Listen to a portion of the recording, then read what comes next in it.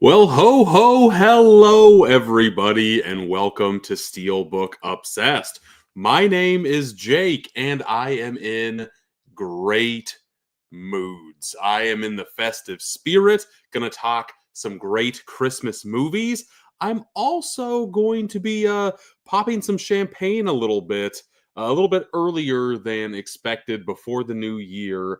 Today, I actually hit 10,000 subscribers on YouTube. It's pretty cool. That was my goal at the beginning of 2024. I hit it with just a couple weeks to spare, but yes, we will be doing some celebrating. We'll be doing some Christmas movies. So let's waste no more time and start going over the format that I kind of planned out for here. Like I said, this was very last minute, but I'm going to go over my letterboxed. I have a lot, and I mean a lot of movies ranked over on my letterboxed.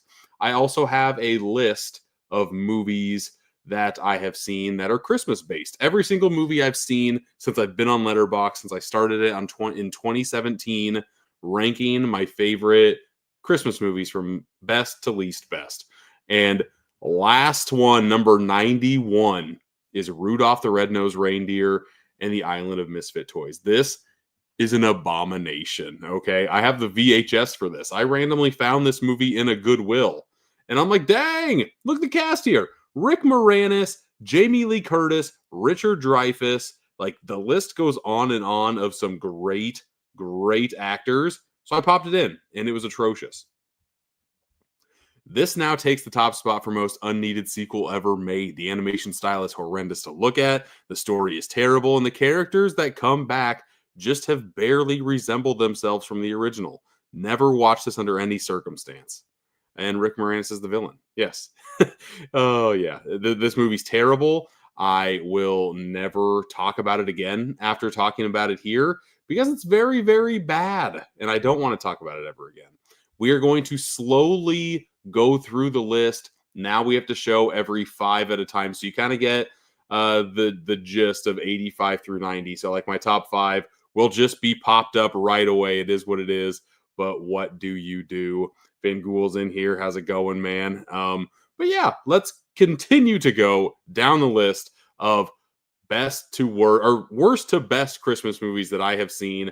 There are some notable exceptions that I'll talk about at the very end here that I plan on changing here this year while we're watching them. Next up, Scooby-Doo, Haunted Holidays. Again, another 1-star movie. I'm a fan of Scooby-Doo, but not newer Scooby-Doo. This was directed in 2012. Bad, not good. I can't even remember Oh, Jinky Bells. This is bad. See, I didn't even justify this review with a couple of sentences. It was just a pun review. Whenever I do a pun review, yikes, you are in for a bad time. And a lot of these, this is a mix of movies. This is a mix of Christmas specials, because when I think of Christmas, I think of watching some of these on TV. Next up, we have Tom and Jerry, Santa's Little Helpers. And again, I was not helped into a better mood watching this. Santa's Little Helpers. What did I say?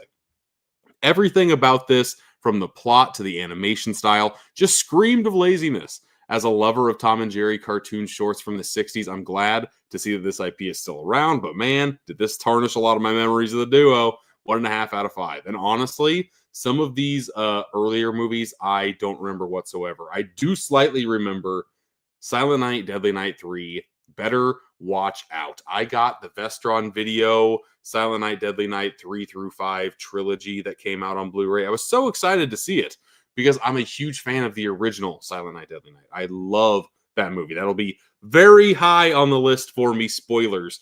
But I watched Silent Night, Deadly Night Part 2. I don't know if you saw that in the list a little bit earlier. It's a couple spots ahead of this movie. And then I watched 3. And after that, I tapped out, man. I did not watch 4 or 5, even though I've heard very good things about 5. I might watch 5 this year. The Toy Maker, I want to say, is the name of it. But I feel like I have to watch 4 before I see 5. And sometimes I'm just not in the mood to watch a very, very bad movie. But Silent Night, Deadly Night 3, Better Watch Out. A lot of it is in like an insane asylum. It's just not my thing whatsoever. Oh God, I did a singing review. Sing this to the tune of Santa Claus is Coming to Town. You better watch out. I know you better watch out. I mean, do not watch this boring cash grab that is not close to top notch. Psychic powers are on full display. When a horror franchise decides to take a psychic element, that's when I usually call it quits. Sprinkle in the fact that our main character is blind, and well, I'm out. There are a couple of nice shots in here, but I'll never watch this again. 1.5 out of 5. And I don't plan to watch this one again. I really, really don't. And honestly, I don't remember too much about it, and I don't want to. If it was this bad, I do not want to remember wasting my time with it at all. We got Collector Movie Man in here. How's it going? Sunday's your birthday. Well, happy early birthday. That's when I'm going to be shopping for a lot of my Christmas presents, and I'm going to be watching some football. So that's Sunday. Every Sunday, watching football. This Scooby-Doo is based off of What's New Scooby-Doo, more of a special than a movie. Yeah, like I said, I'm covering Christmas specials on here too. Prince is in here. A Jakey Dooby Doo Christmas, directed by Purple Rain. You just missed the Scooby-Doo discussion, Prince, but you can go back in the replay and watch it. There might be another Scooby-Doo in here if I can remember correctly. There might be. Like I said, there's 91 entries, and there's a lot of exceptions that I need to put into this list that I just haven't seen since 2017. But let's continue to go down. I love Mr. Bill. I love SNL. The Mr. Bill shorts I think are hilarious, but they decided to bring him back in 1996 for his own Christmas special. And boy, oh boy, did it not work. I love SNL and Mr. Bill, but man, this is painful to get through. This is pretty much what my review was. It's free on YouTube, but there's no need to watch this, like, at all. I chuckled once. 1.5 out of 5. Oh, no! Looks like that's a bad, bad movie. And then at number 86, I have Silent Night, Deadly Night Part 2. Not great in the least. This is pretty much the first movie, which is great. But if I'm going to watch the same movie again, I'm just going to rewatch the original. I don't need to have an extra 15 minutes of content that is not really adding much besides garbage day. Just not my thing at all. Last night I watched Silent Night, Deadly Night for the first time and really enjoyed this dark humor and demented take on the slasher genre. Tonight, I watched its sequel, and 40 of its 90-minute runtime is footage from the first movie. Usually when horror movies do this, the footage is used as a 5-minute recap of the previous movie just so that audiences can have a brief recap of what happened in the previous film before jumping into the new movie. God, that was a long sentence. Having half of your new film just footage of an older film is way too much and had me pulling out my phone quite frequently. What makes this even more sad is that the new footage from this sequel isn't that great either. There are little bits of fun to be had here, but I can't recommend this movie to anyone if you have seen this. If you've seen the first film and you haven't seen Silent Night, Deadly Night, watch this and watch that and skip this. The poster is the best thing about this movie, so if you're reading this, you really have no reason to watch this. That poster does slap very, very hard. Also, some of my early reviews, not great on the grammar, I guess. My goodness. We are about to go to the next 5. And yes, we've got some heavy hitters, folks, and there might be one that surprises you right off the bat. But right now, we're going to go with a movie that came out, this came out 3 years ago already? I feel like I watched this last year. Home Sweet Home Alone. This movie's terrible. This movie's very, very bad. None of it is funny. Let's see what I wrote here. Wow, what a waste of time. The only giggle I had was with a surprisingly great Scarface parody that had nothing to do with the story. And I do slightly remember that with the little kid in the desk with the powdered sugar, I believe. The whole backbone for this story's plot doesn't make any sense and really could have been solved with the smallest amount of common sense from what seems like 2 level-headed adults. This is a Christmas cash grab that leaves a terrible taste in the mouth. Don't waste your time with this like I did. 1.5 out of 5. A lot of these are 1.5s. Next up is a movie that I just recently watched this year that was absolutely horrendous. A remake of Silent Night, Deadly Night. Silent Night. I saw that friend of the podcast, guest on Boutique Talk, Bob from Bob's Blu-rays, also watched this movie recently. He liked it. He gave it like a 3.5 out of 5. I couldn't believe it. I despised this movie. God, the late 2005 to 2015 era really had some terrible horror movie remakes. Why market this as a Silent Night, Deadly Night movie when it really has nothing to do with the original? This really was like pulling teeth to make it all the way through. There are a couple of fun kills, but those 5 minutes are the only enjoyable moments of this film. 1.5 out of 5. There's a kill with a wood chipper. I wonder where they got that from. And there is there's a really bad kill of somebody like falling backwards. That was fun and memorable for how terrible it is, for how absolutely terrible it is. Let's go through some more of the comments. If you get a chance, Steelbook Assess Sunday night, I'm doing a birthday live stream. Huck, Mike, and Zach Attack reviews. Those 3 people will be on my live stream. Very, very cool, man. I'll try to catch the replay. Like I said, I'm kind of Sundays are kind of like a busy day for me. It starts at 10 p.m. Wow, I will be in bed at that time, honestly. Silent Night, I love John Woo, but it's trash. That's not this Silent Night.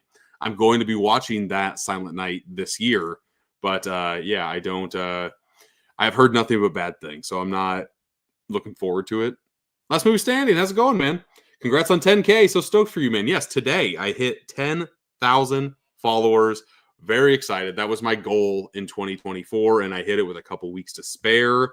Yeah, I think this week I've gotten a lot of followers. Like I was scared I was not going to hit this about a month ago. About the end of November, I was like, I don't know if I'm going to hit 10K by the end of the year. It's going to be close. And I kind of smoked it. So that's very, very cool. Yeah. Congratulations hitting 10K. You just had 103 subscribers, man. It's hard to get subscribers. Doesn't matter how big you are, I feel like. Unnecessary, very unnecessary. Home Sweet Home Alone. It absolutely is. Yeah, you will watch that Home Alone movie. Yeah, you only watch the original too. I like the third one as well, but I grew up with the third one, 4 and 5, and this Home Sweet Home Alone number 6 is bad. Cheers. Congrats on hitting 100, man. Yeah, like I said, just growing any follower count is very, very tough. I feel very humbled and honored to hit 10K. I've been throwing at least a video a day out there. I used to do it on TikTok and Instagram and Facebook, so I decided to just throw them on YouTube. And now I do like exclusive live streams on YouTube. I do exclusive videos on YouTube. I've done 2 just this week, 3 technically, I guess, Sunday, Tuesday, Thursday. I can kind of pump the brakes a little bit now and kind of celebrate a little bit more and maybe polish some of my content. But the people who watch it, I really appreciate you watching whatever I have to put out there. It's always very cool to see for sure. Let's continue to go down the list, huh? Next up, we have Jack Frost 2, The Revenge of the Mutant Killer Snowman. The original Jack Frost will be on this list. I am a fan of that movie. I think it is very corny funny. Like, it's not so bad it's good, but it's just like, what a crazy concept, and I had a blast with how crazy it was. This one is just, this goes to Dumbsville very much. Here are some of the people that I follow. Bob also gave this 1.5. I'm glad that we have the same tastes here. Going down to mine, woof, this movie's terrible. And that sucks to say because I really enjoyed the first film. But you can tell that the quality has completely dropped off a cliff with this entry. While there are a couple of semi-fun gags to be had, this is a movie that I wouldn't recommend to pretty much anyone. 1.5 out of 5. And yeah, I do remember that the first film has a pretty good quality standard to it. And the second film just feels like it's filmed off of like a handy cam. It's not great whatsoever. I feel like these next 2 I might get some backlash to, but here we go. Christmas Evil. I had the Vinegar Syndrome Blu-ray. I heard very good things about this movie. It averages a 3.1 on Letterboxd, and a lot of my friends like it. We got Ken, had a 3.5 out of 5. One of the main arbiters for TerrorVision, Brett Henderson, had him on my podcast. Perfect 5 out of 5.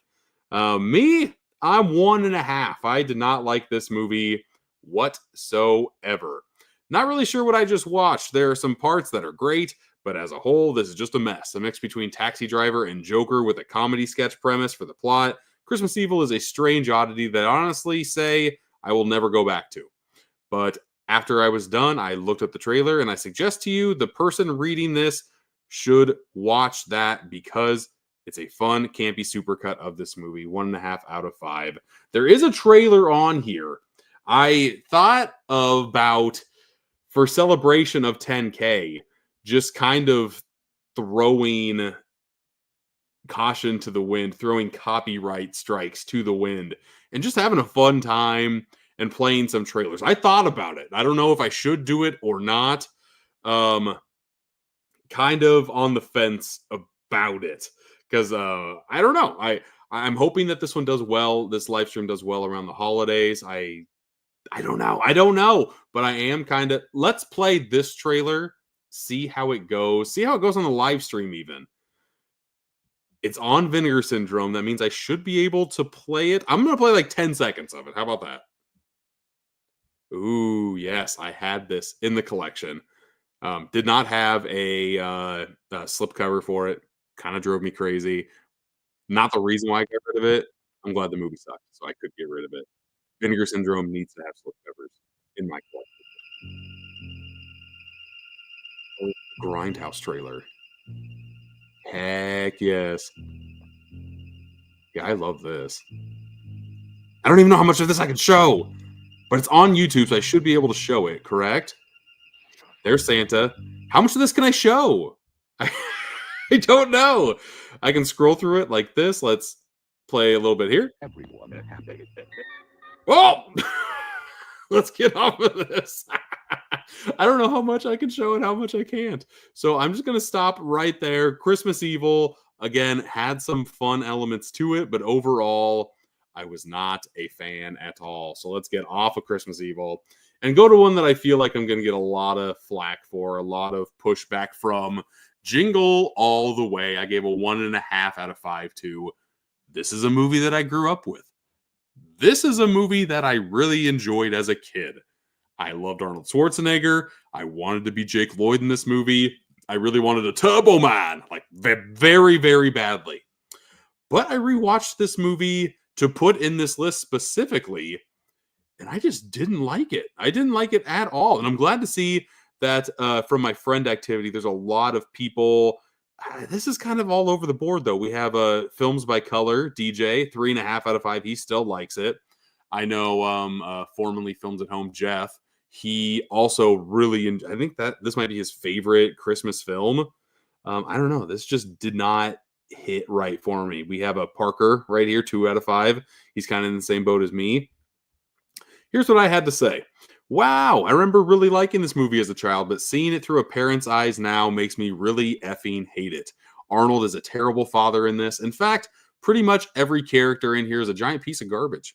In this film, there are hints of adultery in the neighborhood. The main protagonist doesn't see his family that often because of work, breaks the law on multiple occasions, assaults a radio DJ, uppercuts a reindeer, punches a little person 250 feet, and only thinks about himself throughout this entire film. The acting is bad. The plot has been done in plenty of other films. And for me, there's no real reason to ever go back to this. 1.5 out of 5. P.S. Phil Hartman is just playing a pervy Ned Flanders in this, which sounds great, but often comes off scurvy. And I do love me some Phil Hartman, I have to admit. Another reason why I really like this movie as a kid, I've always been a big fan of SNL. That's why it's shocking that Mr. Bill so low and that Phil Hartman and Jingle All the Way is so low, but that is the way it is. And you can see a whole bunch of Christmas specials that we'll probably go through pretty quickly. I don't have a lot to say about All Through the House. I try to find new holiday horror films because I love that combination.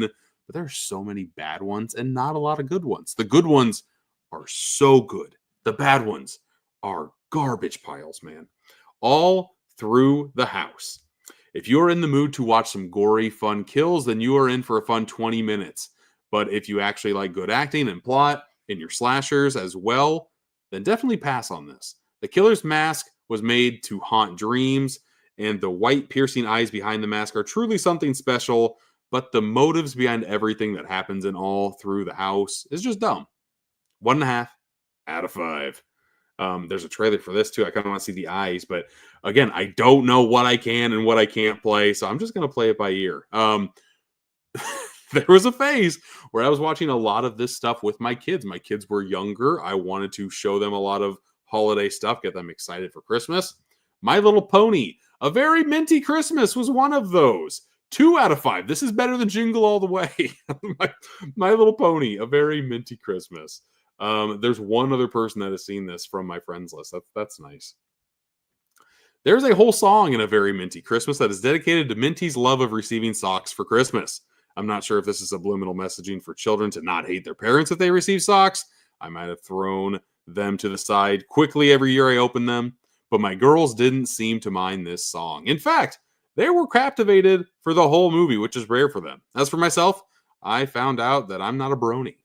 2 out of 5. Yeah, I don't get the whole brony fascination, My Little Pony stuff. I really, really don't. But that might be just me. If you like that, I'm not going to yuck on your yum. Just you do you, man. You do you. Let's see here. You're going from top to bottom or bottom to top. Okay, I see you. Yes, I have to. I have to build the suspense the higher we go, obviously. Iowa now stands for 10KA. Absolutely, it does. Yeah, I like that a lot. I don't know why, but I totally forgot I even had a letterbox. I stopped using it a while back. Don't remember the reason. You should definitely hop back on, man.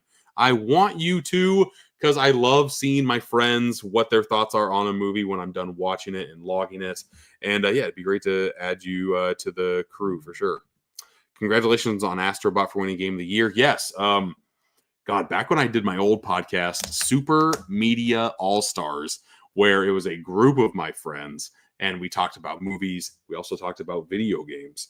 And there were numerous years where we live streamed the Game Awards. It was very, very fun. Kind of missed those days.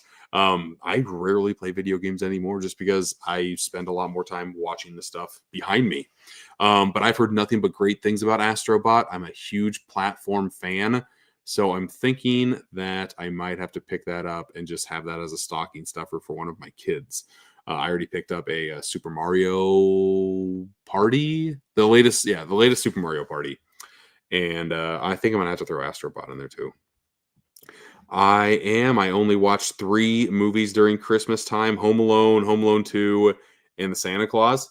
I try to watch as many as possible, man. I mean, I have my go-tos, which you'll see once we get higher, but I try to find new Christmas classics to throw into the like every year rotation. You haven't watched this movie in so long, Jingle All the Way. I need to buy it and watch it again. Hold your horses. It's got to be streaming on Disney Plus. So maybe just watch that before you buy it. At the freaking bottom, Jingle. Yeah, I guess I didn't even turn heel. I just don't like it. I don't like it. Last year, I visited Jingle All the Way. The only part that didn't age well is Sinbad's character. Didn't like Sinbad's character. I really remember liking Big Show in this movie and a whole bunch of the Santa Claus brawls. I don't know. When I watched it a couple of years ago, it just did not hold up to me at all. Is Guardians of the Galaxy Holiday Special on here? It is. It will be on here for sure. Witcher 4, female Witcher. I did see that. I have one friend that's super duper obsessed with The Witcher, so I definitely got his 2 cents on just seeing that new trailer that popped out. He seems very excited to play it, but it's probably not going to come out for another 2 years. And then Party Jamboree is the Mario Brothers. Yes, you are. Or the Mario Party. You are correct. I'm old. I'm saying Super Mario Party. Dear Lord. It's been a while since I played games. Next up, again, speaking of my love for SNL, this is made, God, what's the division? Like Broadway Video or something like that. I got to talk about it in here. The cast, there's more than this for the cast, but we got Daryl Hammond, Chris Parnell, Horatio Sands. None of my friends have seen it. I have this on VHS, so I popped it in one year. Man, I thought this is going to be a home run holiday special. It's produced by SNL, with cast members voicing many of the characters in a stop-motion clay animated world. But wow, there's just no heart here. Everything from the voice acting to the facial expressions just feels robotic. I wanted to dig up a gem here, but this one can be left buried. 2 out of 5. Not a fan of Freezer Burnt Christmas. In fact, I don't remember too much. I do remember I love stop motion animation, and this one did not look great at all. Speaking of not great, Donkey's Christmas Shrektacular 2010. 8 minutes long. Another hot take. Again, grew up with Shrek. Love Shrek as a kid. I don't get the Shrek fascination from so many people in like their 20s and 30s. I don't understand it. Shrek's fine. Nothing to lose your mind over. I'm not going to go to like a Shrek rave like people do. I'm not going to go to an ogre off where you dress up as Shrek and see who can eat raw onions and a whole bunch of other nonsense. I don't care that much. This is a prime example why I'm not a fan of the Shrek franchise. I wouldn't say I'm not a fan, past Jake. I like the movies. I just don't love them. Puss in Boots: The Last Wish was one of my favorite movies of last year. That's when it came out, right? Love Puss in Boots: The Last Wish. It's so damn lazy with its jokes, and coming up with Shrekified holiday songs is just lazy and uninteresting. Yes, I do remember the majority, like 4 of the 8 minutes of this is just them singing different Shrekified versions of Christmas classics, and I absolutely hate the laziness on that. Arthur, love me some Arthur. Hey, what a wonderful kind of day where you can learn to work and play and get along with each other. It's great message. My youngest still likes watching Arthur, and yeah, we threw on the Christmas special 3.8. 23 fans. Not a lot of people have seen it. Okay, I'll give him a break. I gave it a 2. I used to watch Arthur all the time after I got home from school because I just couldn't get enough of him. Watching this holiday special, I thought I would be flooded back with nostalgic waves of wonder, but instead I'm second guessing if Arthur was that good in the first place. This wasn't that good for 33-year-old Jake, and that makes me very sad to say. 2 out of 5. Just not great. Okay, here is the next wave of 5 movies. Here we go. Are there any that you know? There's one that I'm assuming you have to know. Let's go to comments and see if there's anything here. Oh, just a lot of video game talk. Not mad at all. I'm very excited for the new Naughty Dog game. I didn't watch the Game Awards this year, so I only know of like a couple of announcements, but I love me some Naughty Dog. Love me some Uncharted. Love me some Last of Us. Very, very good stuff. God, Naughty Dog made Jak and Daxter back in the day, right? And did they make Crash Bandicoot? Like they go way back, PS1 way back. I played a lot of their games. What Donkey's Christmas? I've never heard of this. You can continue not to hear about this, man. Intergalactic Heretic Prophet, combination of Cowboy Bebop and Akira. Oh my god, that sounds crazy for Naughty Dog. I like the Shrek movies, but I've never watched any of the specials. Don't. How many video games do you own? Okay, you guys can have your video game discussion. I'll continue to talk about my Christmas movies. Next up, another Christmas special. Bubba-dubba-dub, Inspector Gadget. Again, another show that I liked as a kid, and this was made back when Inspector Gadget was made. I think it's not a good idea to go back to IPs that you liked as a kid and have nostalgic feelings for, because more often than not, those feelings do not stay. I didn't even write a review for this one. I just had 2 out of 5 and went on with my day. What's this one say? Go Gadget Letterbox review. That's lame. That's not even a review of anything. No, thank you. Looney Tunes. Fright Before Christmas. There will be some higher Looney Tunes on this list. I love ranking Looney Tunes shorts on Letterbox because I feel like not enough people do it on here. And it's just, I love animation and I love how these shorts, this one's from 79. This is a pretty recent short for Looney Tunes. I love how we're getting a Looney Tunes movie in 2025 in February. Let's go. Day 1 with my kids. I will be seeing this. The Fright Before Christmas, Taz as Santa. I don't remember liking it. 2 out of 5. Looney Tunes in the late 70s were pretty rough, and this short is no exception. Taz as Santa is a solid enough idea, but here it's executed poorly. Also, Bugs as a dad just doesn't feel right. 2 out of 5. Again, give me Looney Tunes from like the 60s, from like 64 to 68. Prime top tier Looney Tunes for me. But again, I think you'll see a couple more here in the list. I don't even remember this. Movie. It's 4 minutes. That's probably why. Holiday Fear. In the final act of a slasher film, Bruce attempts to reclaim his manliness and impress the final girl by finishing off the killer. A short horror comedy. I don't remember anything about this. Did I rank this? Okay, good. While the cinematography looks great in this short film, there isn't a lot going on. When your main central turmoil is whether or not one of the 2 main leads is a P or not, you really should start at square one and rewrite the script just a bit. 2 out of 5. I can't tell you anything about Holiday Fear. I don't remember anything about it. Made in 2017. I don't know. Let's go on to the next one. Santa Claus 2. The Santa Claus 2. My family was big into watching Home Improvement when I was a kid. So Tim Allen was a god. And when the original Santa Claus came out, that was such a big deal. I love the first Santa Claus. I don't remember watching Santa Claus 2. We had the first one on repeat ad nauseum. So going into this, I'm like, oh, okay, let's see what these sequels are all about. Santa Claus 2, I did not remember liking too much at all. I gave it a 2 out of 5. Tim Allen does the Matrix hand movements towards an elf while playing football with the elf children.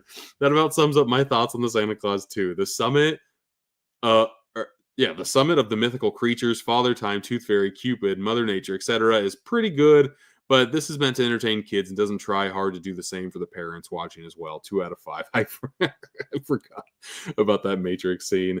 God, every freaking movie in the 5 years after The Matrix came out was just trying to go and do bullet time effects, and it never looked good. It was always corny. It's just like, God, this joke is old already. That movie came out in 2002, and The Matrix came out in 99, so it was already 3 years old when this movie came out. Just like, give it up. Deathcember! Last year, we should probably go down here. Last year, I ranked as many, or I tried to watch as many horror movie anthology films as I possibly could. And then that rolled over to the holiday time where Deathcember, a horror anthology film around the holidays, took place. Great idea for a anthology film because it was an advent calendar of sorts. 2 out of 5 though. A lot of these shorts are not great. This was a release from a sub-label of Vinegar Syndrome, the OCN Direct. I can't remember exactly who came out with it. I should have grabbed all the physical media pieces that I had here. But I also plan on showing off my entire Christmas movie collection probably next year when I add a few more. The concept of having 24 short films to resemble a cinematic advent calendar, not adventure calendar, is a pretty strong premise. Too bad the 2/3 of the shorts aren't that great. 2 out of 5.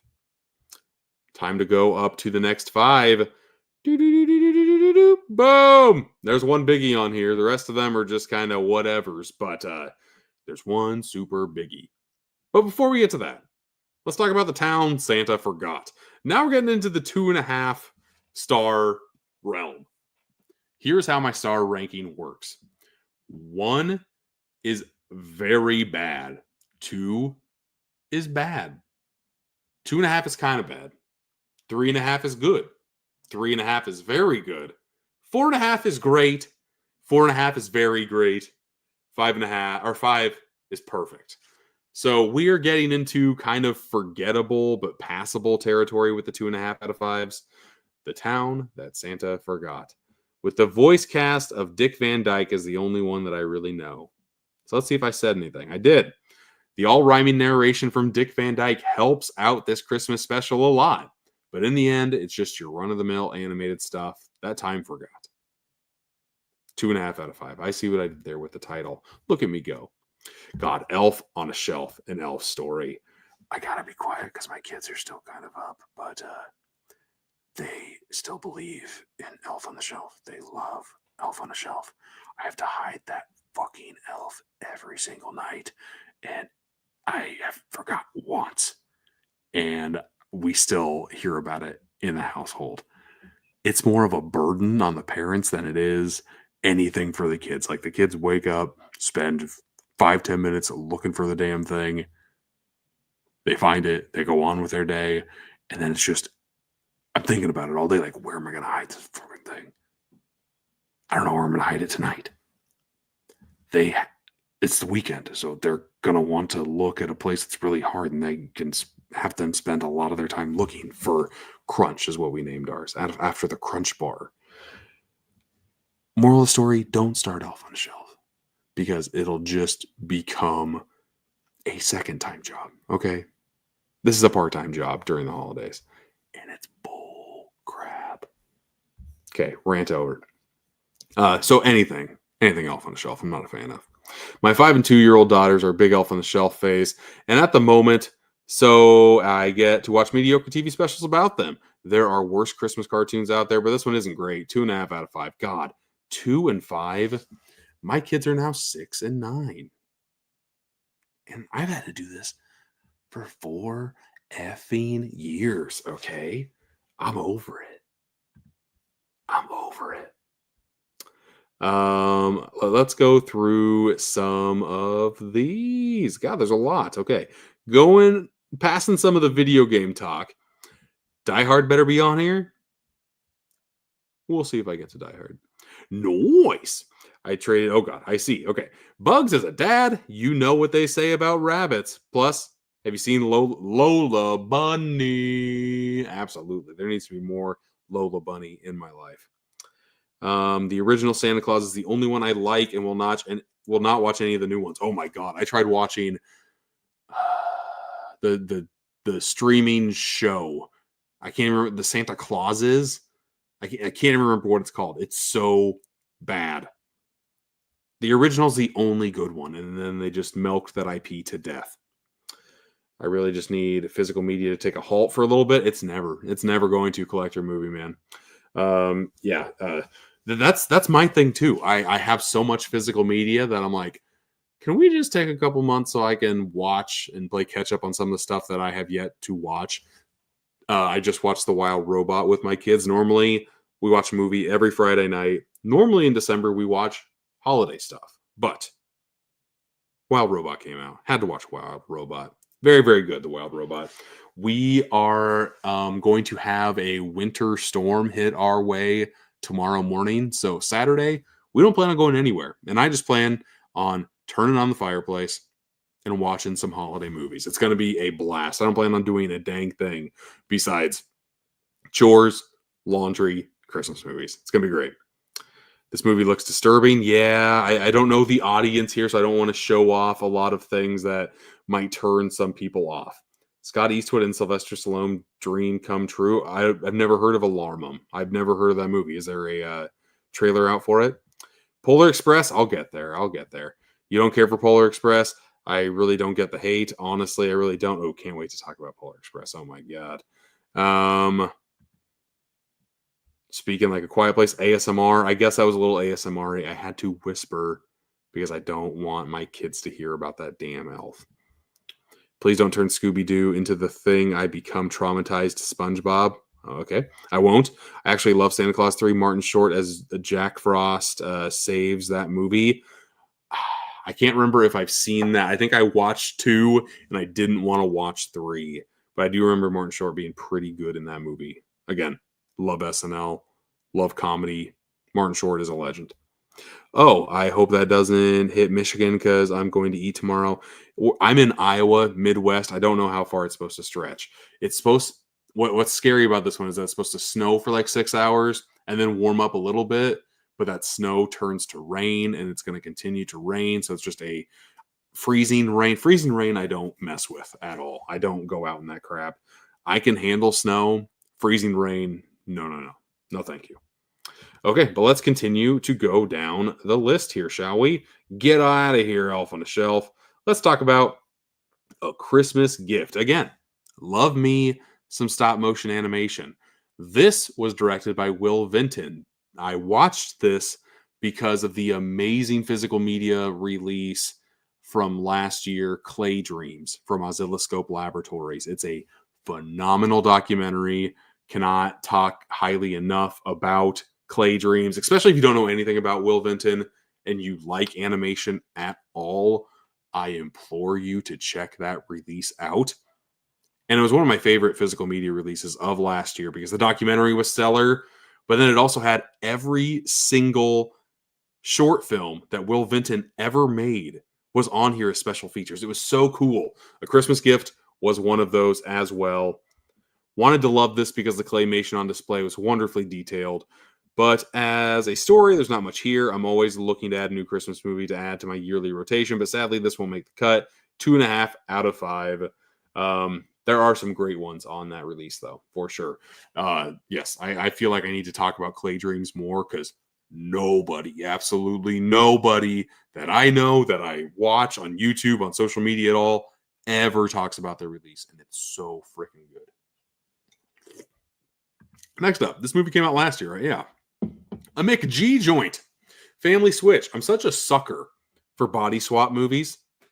I thought mixing Body Swap with Christmas, yeah, that sounds great. It sounds right up my alley. Looks like Ken also rated it 2.5 out of 5. Liz Shannon Miller gave it a 1. Really did not like that. And Make It a Blockbuster Night. Stacy, he gave it a 3 out of 5. Bob loved it. 3.5 out of 5. Ken, I had an enjoyable time watching this with the family, but the movie is pretty awful. Come on, Ken.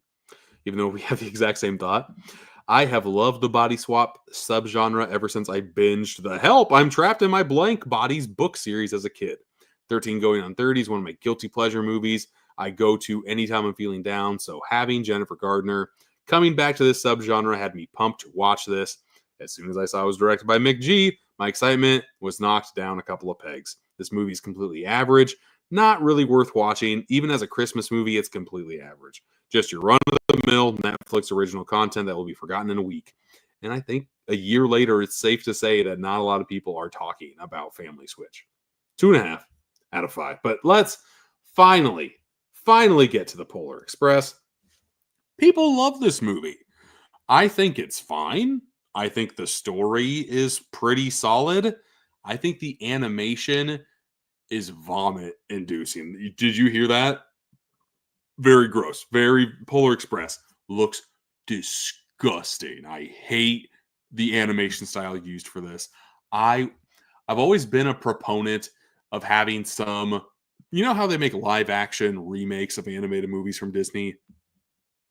Why don't you remake Toy Story with today's graphics, like the original one? Because it hasn't aged that well, but the story is so solid, and it'll always have a time stamp of what it looked like in 1995. But taking today's technology to remake that movie and have it look like what Toy Story 4 looks, I would absolutely love. I would love it if they did the same thing for the Polar Express. Because I don't know, this movie's rough. I just watched this last week with my kids.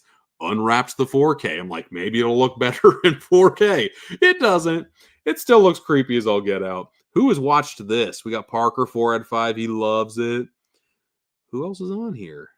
I don't want to get out of this. But yeah, nobody really else that's on the YouTube side of things. So I will digress. Ooh, David Sims, though, from, oh my God.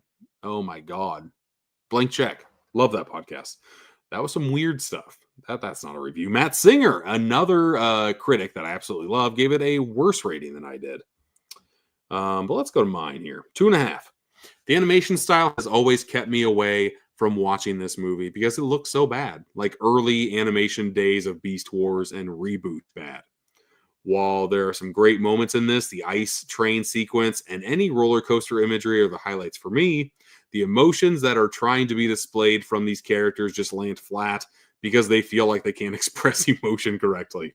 There's an uncanny valley here with something that I couldn't get past. My children, on the other hand, weren't fazed at all and actually ended up loving it. I know that I'm going to have to rewatch this for future Christmases. I did this year. And now I know that I'll enjoy myself for a specific 20-minute chunk. 2 out of 5. Should be 2.5. P.S. Why is Steven Tyler in this as a rocking elf? There are some odd choices here. I don't think there's a Polar Express 2. Don't know why that's on Letterboxd. I don't know. I don't like this, but my kids love it. We've been on many Santa Expresses. There's a train station about an hour away from me that has their own Polar Express that they do. Cool experience. Love that experience. Don't love watching the movie too much. But now it's time to go to number 61 through 65. Boom. A couple more heavy hitters on here, folks. And I guess let's waste no more time. Let's get to another polarizing holiday film. Ron Howard's How the Grinch Stole Christmas. I love the 60s animated How the Grinch Stole Christmas with an absolute passion. I think that movie is so good. I'll talk about it later in the list.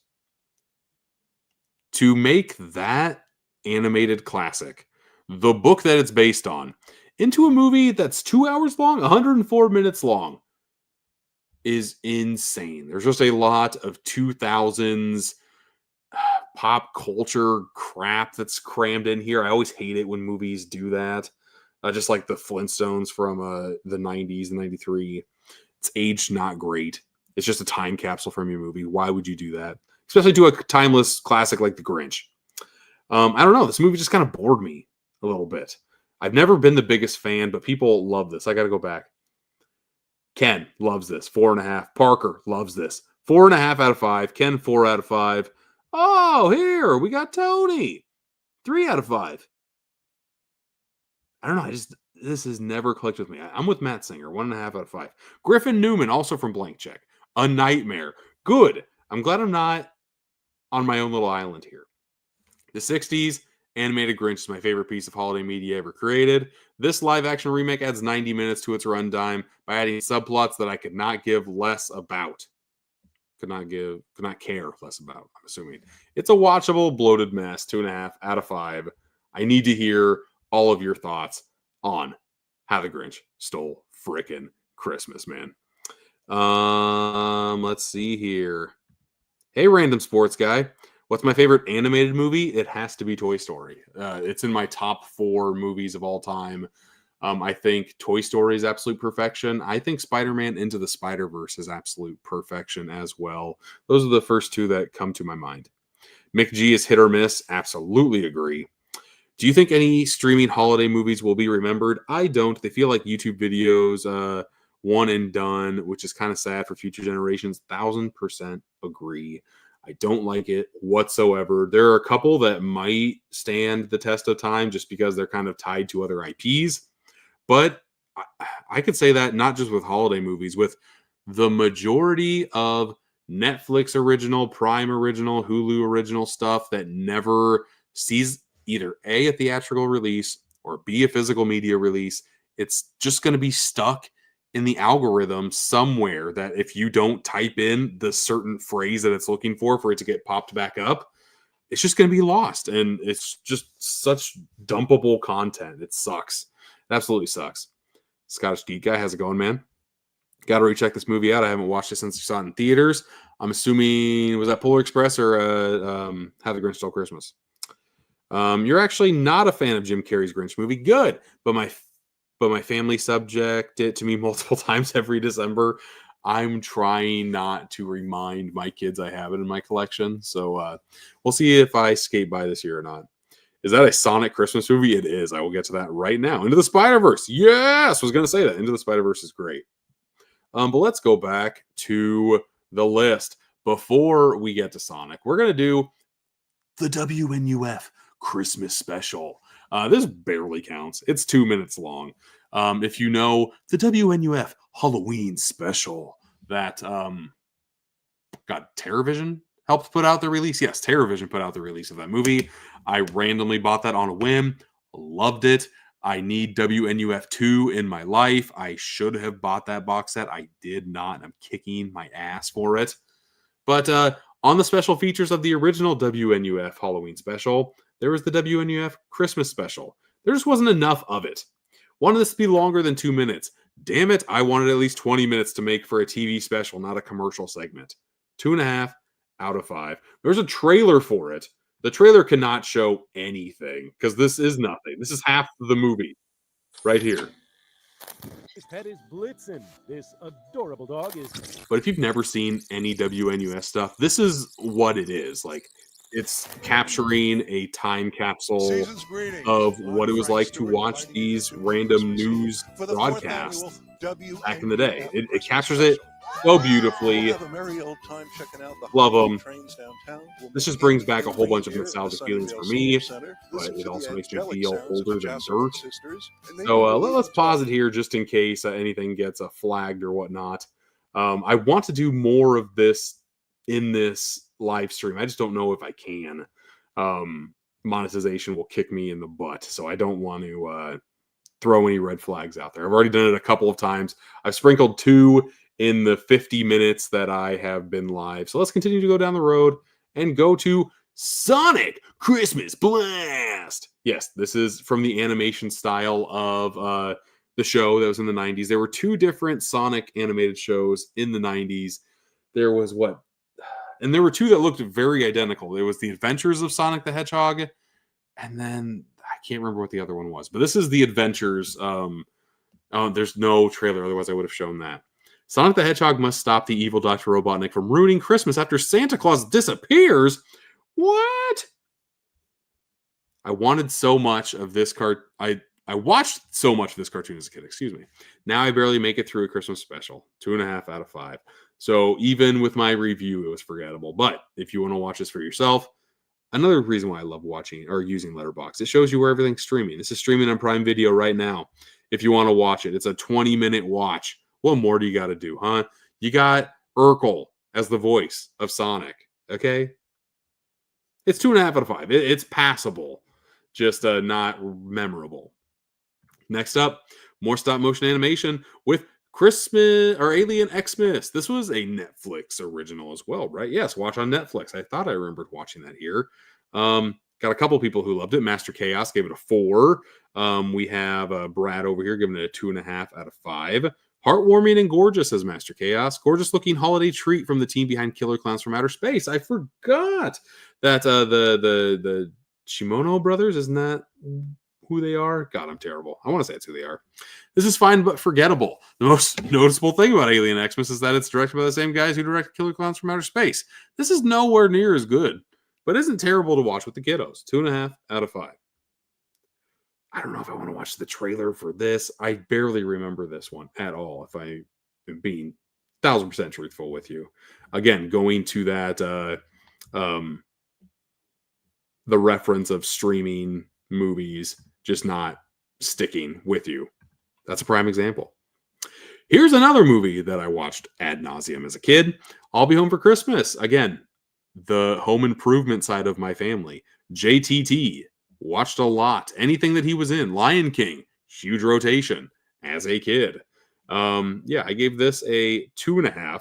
Bob freaking loved it. 3.5 out of 5. Dang, Bob. We got 2.5 over here from Films by Color. We got Tony over here with a 2 out of 5. Matt Singer hated it. 132 likes. Look at you, Matt. The Christmas movie for the person in your life who has seen every other Christmas movie in history and doesn't feel like rewatching any of them. That was pretty weak. That was a pretty weak review, not going to lie.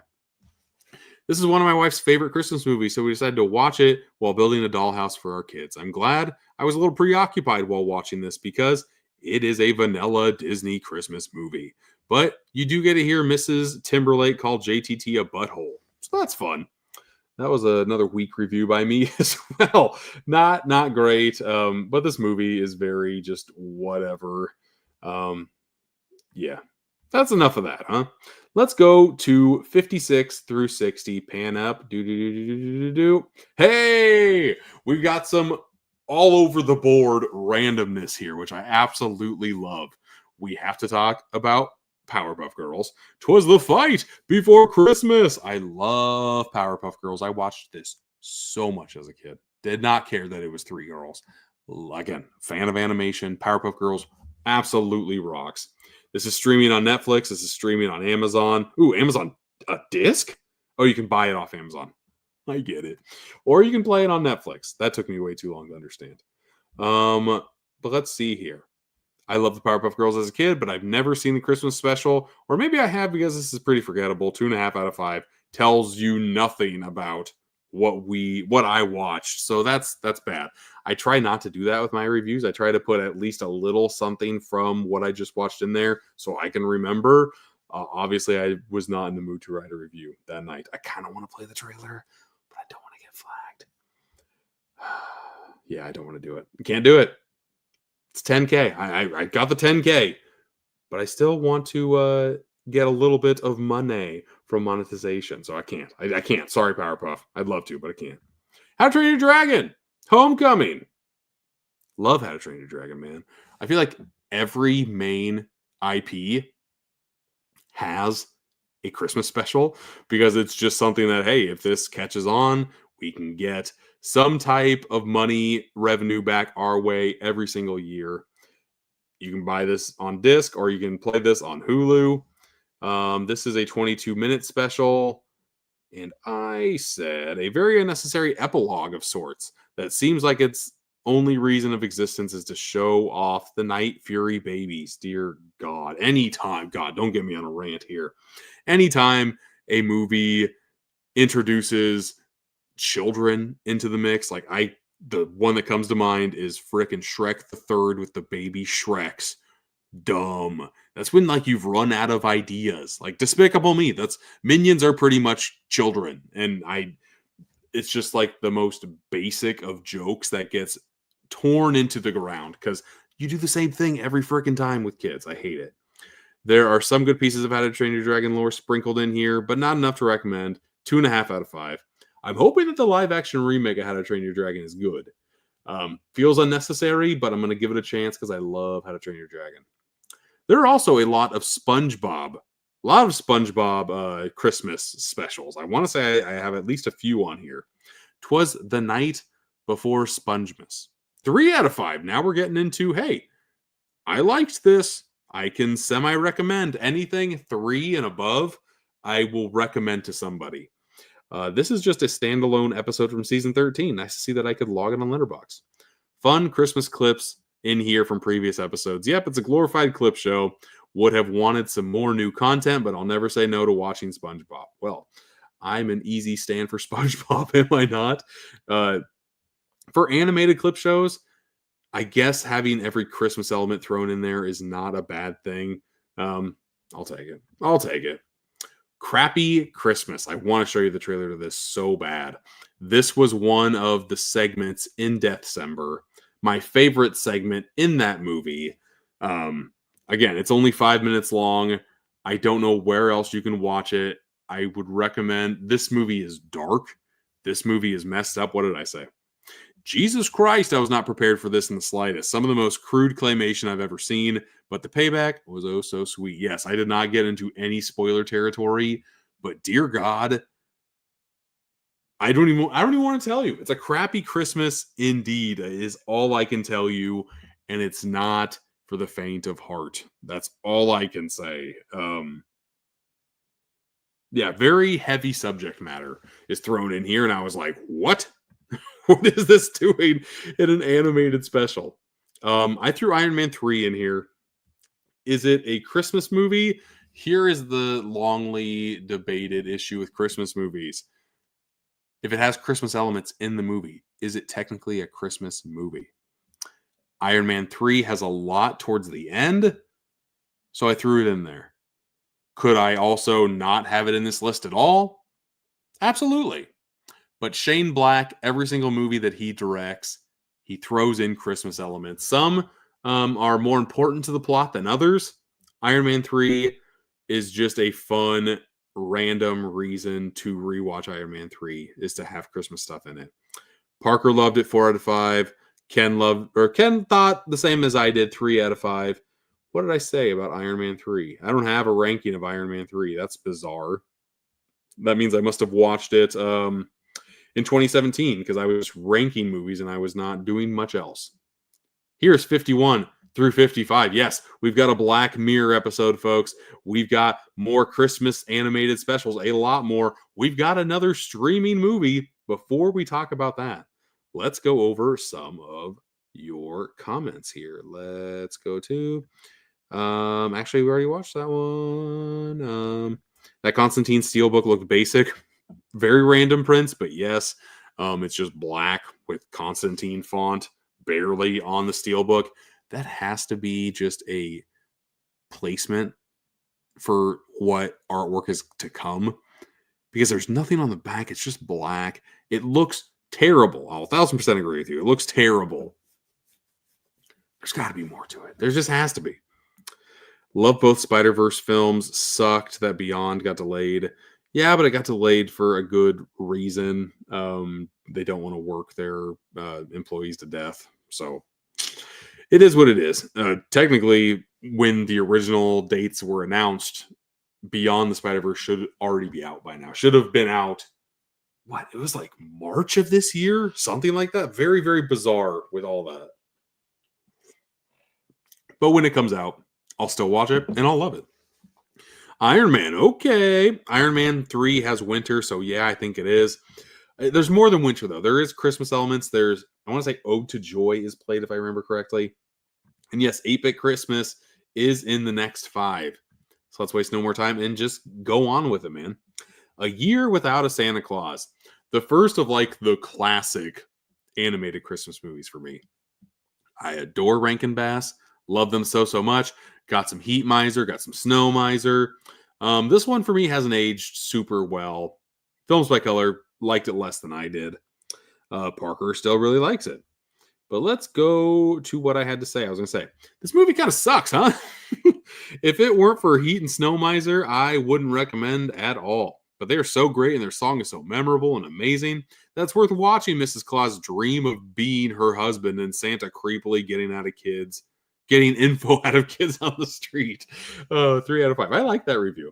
You can rent it on YouTube. You can buy the disc on Amazon. Yes, you have to know Heat Miser and Snow Miser. They're classic. Their song is classic. I'm too much. I love that. I love the song. Probably the only reason to watch that. And you can probably watch a clip of that on YouTube right now. We got Captain Underpants, folks. I grew up on the Captain Underpants books. They came out when I was in like 4th, 5th, 6th grade. Peak Captain Underpants reading time for me. So first off, when DreamWorks made the movie, I was hyped. I shouldn't have been hyped, but I was. And then when Netflix had an animated series of Captain Underpants, again, super hyped. I liked the series. I thought this was pretty solid. Pretty solid stuff. I loved the series of books when I was a kid, and the movie was pretty solid. This Xmas special was all right. The second half drags way too much, but has enough fun humor in it that works for me slightly. Poop fart jokes will never get old to me. I still laugh at them like I did when I was a kid. Watching or streaming now on Netflix if you are interested. Let's get to 8-Bit Christmas. Prince was wanting us to get to it. I thought this movie was pretty dang fun. It is a little bit forgettable. It is a little bit cringy how they talk about some of the video game elements in this movie. But for the most part, I did enjoy it. Ken gave it a 3.5 out of 5. Drew McGueeney, one of my favorite critics that I followed for a very long time. I guess I passed through all the activity from Friends. Overly Honest movie reviews gave it a 2. Did not like it whatsoever. Bob wants to watch it. What's taking you so long, Bob? But let's go down to what I had to say. This either should have been called Another Christmas Story or an 80s Christmas Story, because that's all this is. I really thought I was going to fall in love with this movie after the first 30 minutes. Really impressed me, but the rest of the movie really soaks itself in mediocrity. 3 out of 5. P.S. Steve Zahn has looked exactly the same for 15 years now. That is true. That is very, very true. Streaming on... God, didn't this used to be a Max original? Weird. It's not anymore. Very strange. Very, very strange. Next up, we have another animated special, Trolls. Again, if IP it gets popular enough, an animated special will come its way. Gave it a 3 out of 5. While the Trolls Holiday Special is worse than their last one, that means that there has to be another Trolls. I think it's called Trolls Holiday. When did this get made? This got made in 2021. Wow. Okay. I thought it was newer than that. While the Trolls Holiday Special is worse than their last one, if they make a new one every few years or so, I will watch every single one with my kids. They love it, and I don't hate it. So I will take that as a win. 3 out of 5. Well, let's get to White Christmas, the Black Mirror episode. Very, very fun stuff. If I remember correctly, this was pretty predictable from what I watched. I love Black Mirror so much, and I love how you can rank every single episode on Letterboxd. I've ranked a good chunk of them. Let's see here. We got Peter Serretta. He used to run Slash Film. I don't think he does anymore. 3.5 out of 5 from him.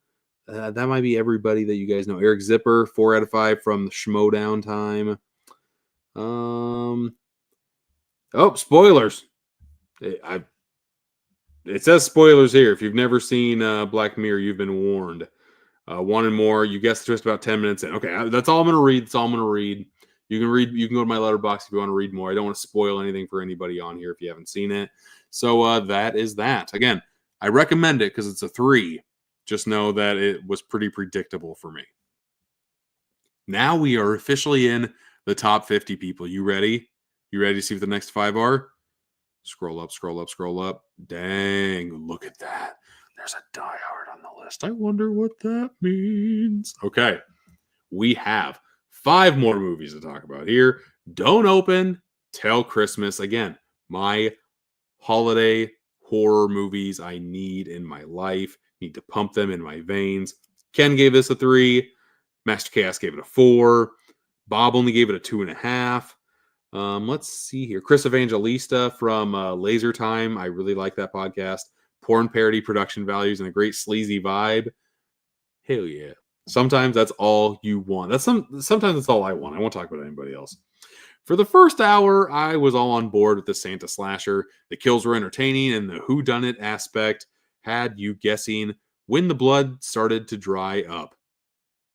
But the last 20 minutes of Don't Open Till Christmas is just a jumbled mess, like laughably terrible. There are a lot of good ideas in here, but a bit more editing could have went a long way. 3 out of 5. Honestly, don't remember too much about Don't Open Till Christmas.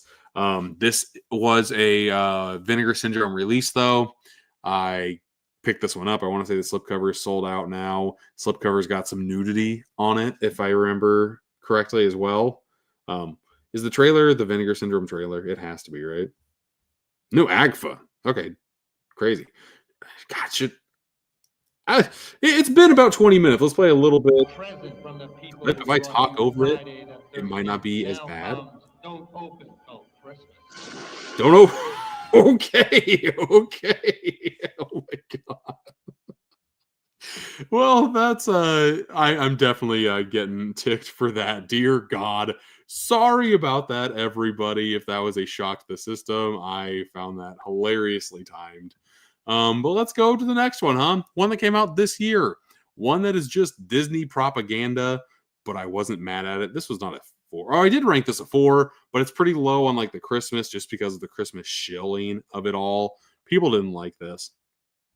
I understood the assignment.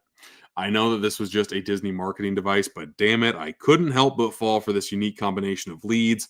This is my type of Taika content. 4 octopuses out of 5.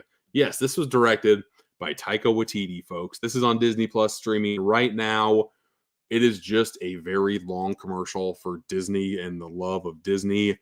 But damn it, I love Disney. So it worked for me, even if I know exactly what it is. That's why it's lower on the list. And that's why I like Die Hard 2 a lot more than I do The Boy and the Octopus. Directed by Rennie Harlan.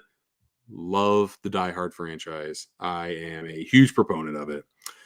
This one, kind of more of a New Year's movie than a Christmas movie. I think that's why it's pretty lower on the list.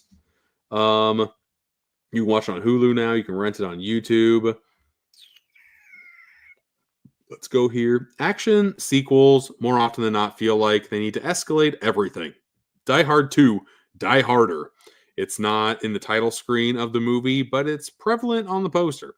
Falls victim to this as well, and while the body count in this sequel is more than double of the first, it just seems like a hollow shell of the first. To me, this really gave me similar vibes that The Hangover Part 2 did. They just do the same premise in a different location and play the hits, baby. You get your John McClane escaping flames just in the nick of time. You get your yippee-ki-yay line. You have the hero once again trying to save his wife. The cops again aren't on his side. Bruce Willis is in the air duct again. It all feels unoriginal when the first was revolutionary. This is a good enough action movie, but it makes me like John McClane's character a little bit less. 3 out of 5. Honestly, that makes me want to rewatch Die Hard 2 because I love Die Hard so much. If it's just a hollow shill of the original, at least it's like the original, and it's Die Hard 2, so it makes me want to watch it. Here's a classic. Here's an absolute classic from 1932, folks. Santa's Workshop. Scrolling all the way down here. This is fine enough for a Christmas short, but they do the bare minimum to show the goings on at the North Pole. But when you rhyme all your dialogue, it impresses the 4-year-old inside of me. 3 out of 5. You can only do so much with animation in the 30s, but dang it, it's still so impressive to see any type of animation that old still hold up at all. I'm always a fan. I'm always a fan of that type of stuff. Ooh, I'm showing off some stuff early. Next, let's go to Santa's Sleigh. Yes, Bill Goldberg. He's making a list. Pray that you're not on it. Bill Goldberg, folks. I think that's one of the main reasons why I like this movie so much. Bob gave it a 3.5. If I remember correctly, like the first 10 minutes of this movie are crazy. There's some fun to be had here. This movie's a lot of fun, but this film peaks after its stellar opening scene filled with C-list celebrities being picked off by Goldberg, and it never really lives to its potential after that. It's still an entertaining watch. If you ever wanted to see Santa at a strip club, then if you wanted to see Santa at a strip club, this has you covered. But every December, I might just watch the first 10 minutes and call it a day. See, this makes me want to watch the first 10 minutes of Santa's Sleigh. I have this DVD.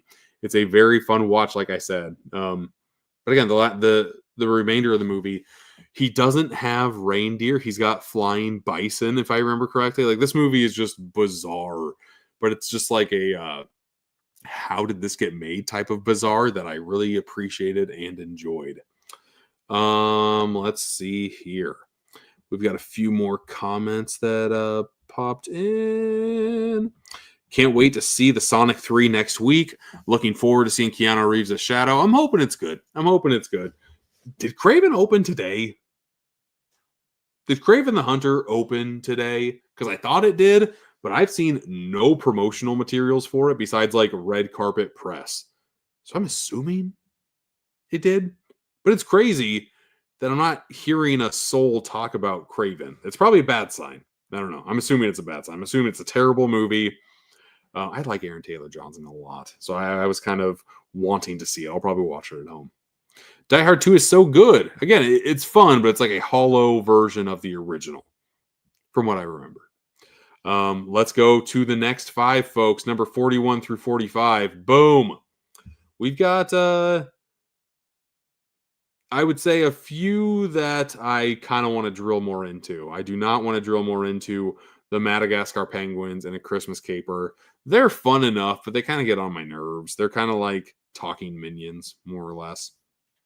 Except they're penguins. Ha ha! Fun enough for kids. I've ranked this twice. I've watched this twice with my kids. Fun enough for kids, passable enough for adults. The Penguins making a snowman come to life. Comedy gold. 3 out of 5. What I said prior.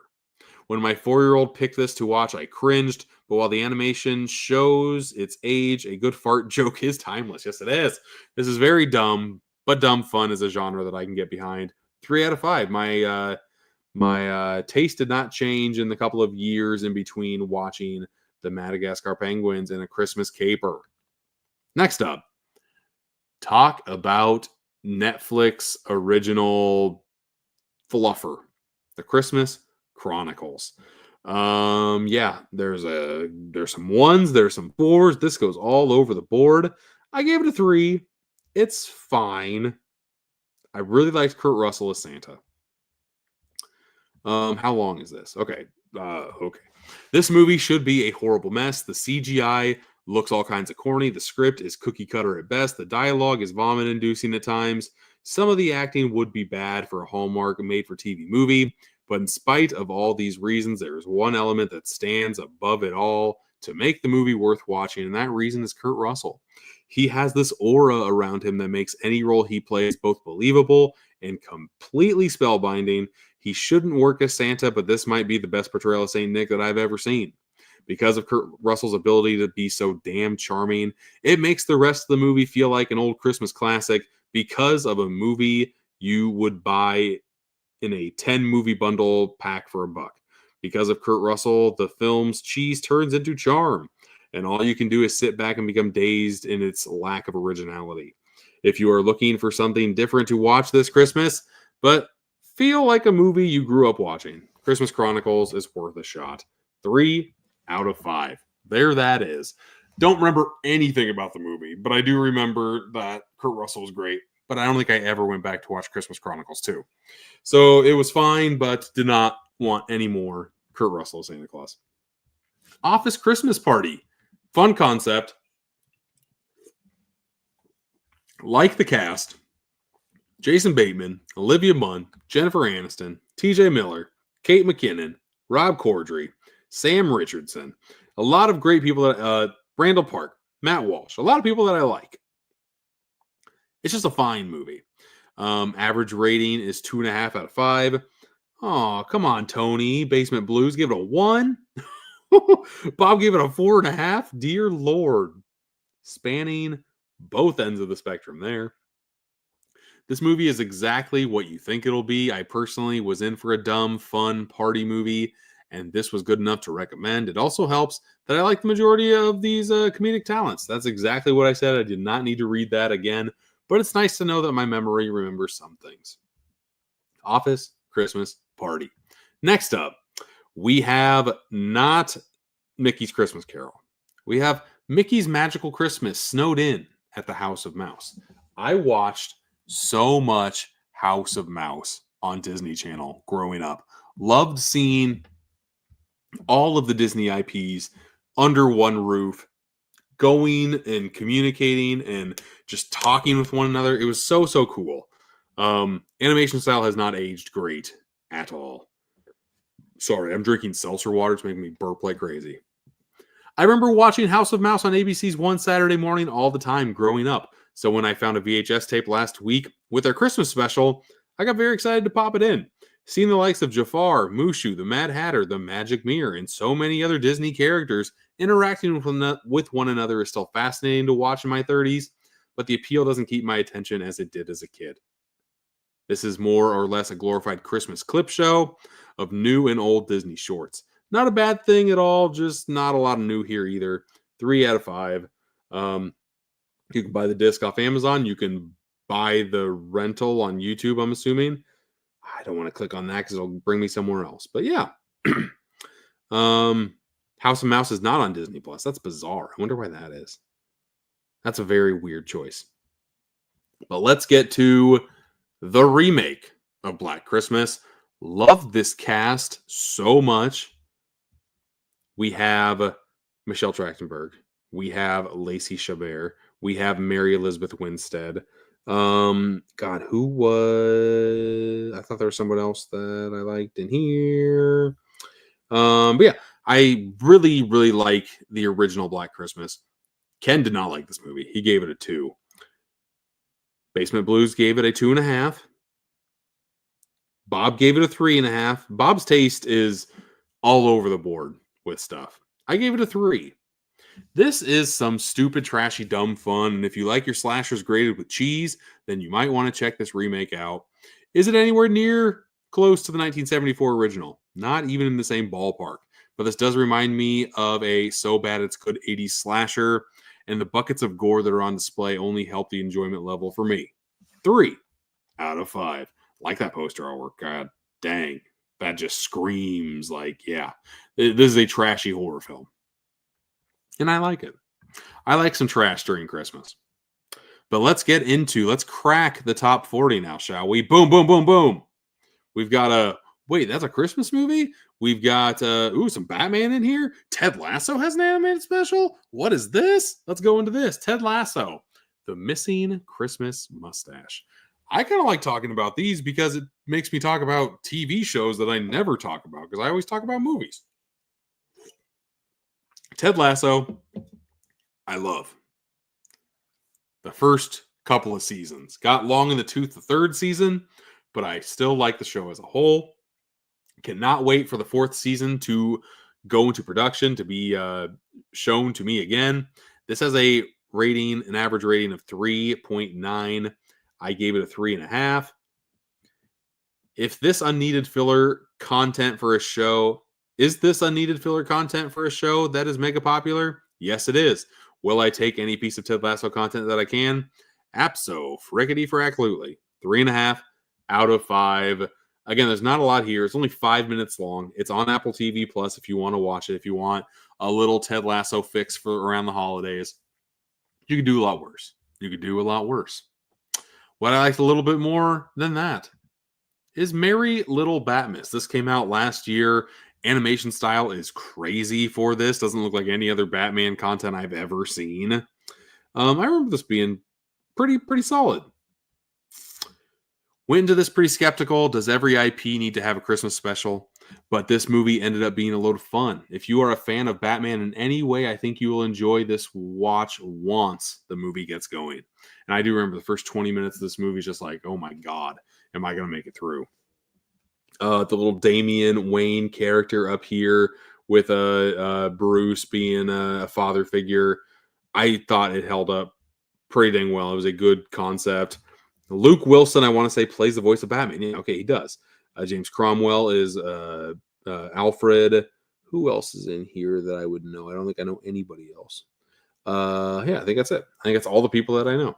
So let's continue to go down the line here. And let's go to Shaun the Sheep, baby. Love me some Aardman animation. Love Shaun the Sheep. Love Wallace and Gromit. Love anything that they put out. Early Man, doesn't matter what it is. Chicken Run, doesn't matter what it is. Give it to me because I can't get enough of their animation style. This is half an hour long. I like it more than DJ liked it. He gave it a 3. I gave it a 3.5. It's on Netflix now if you want to watch it for yourself. I didn't even give it a rating. But just because it's Aardman, I gobble that stuff up like crazy.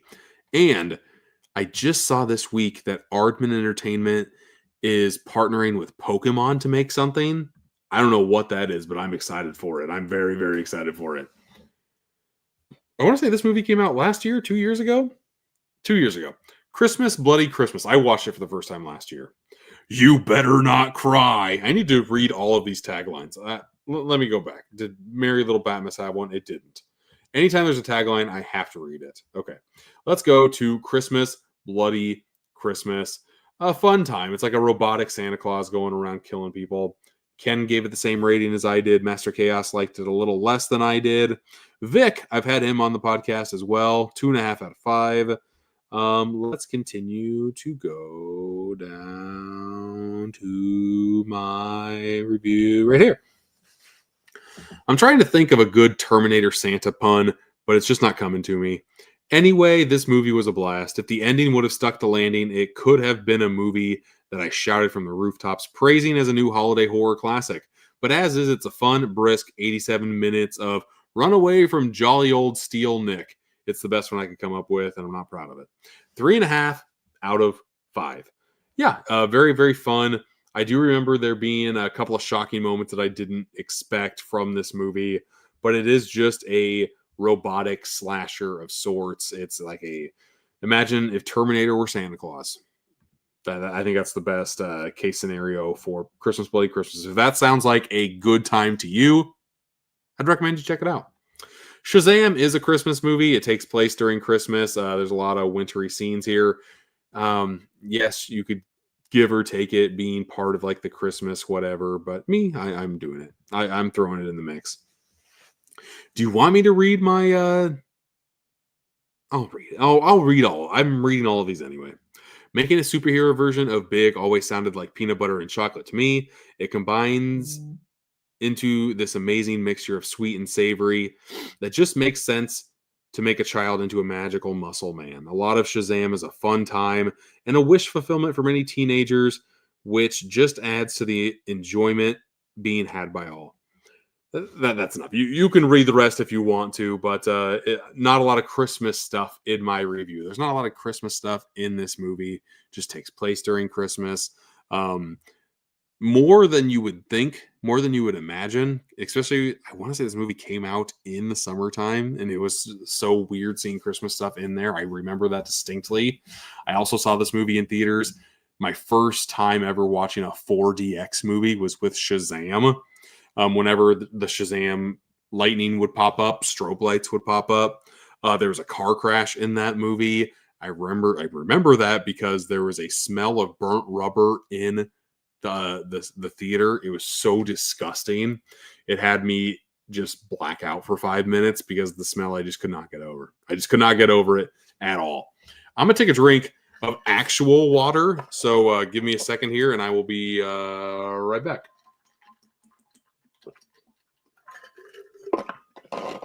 I feel like I'm burping all over this live stream, man, with the carbonated water. You gotta get some other water in here too. Random sports guy. Do you have any tips on collecting physical media?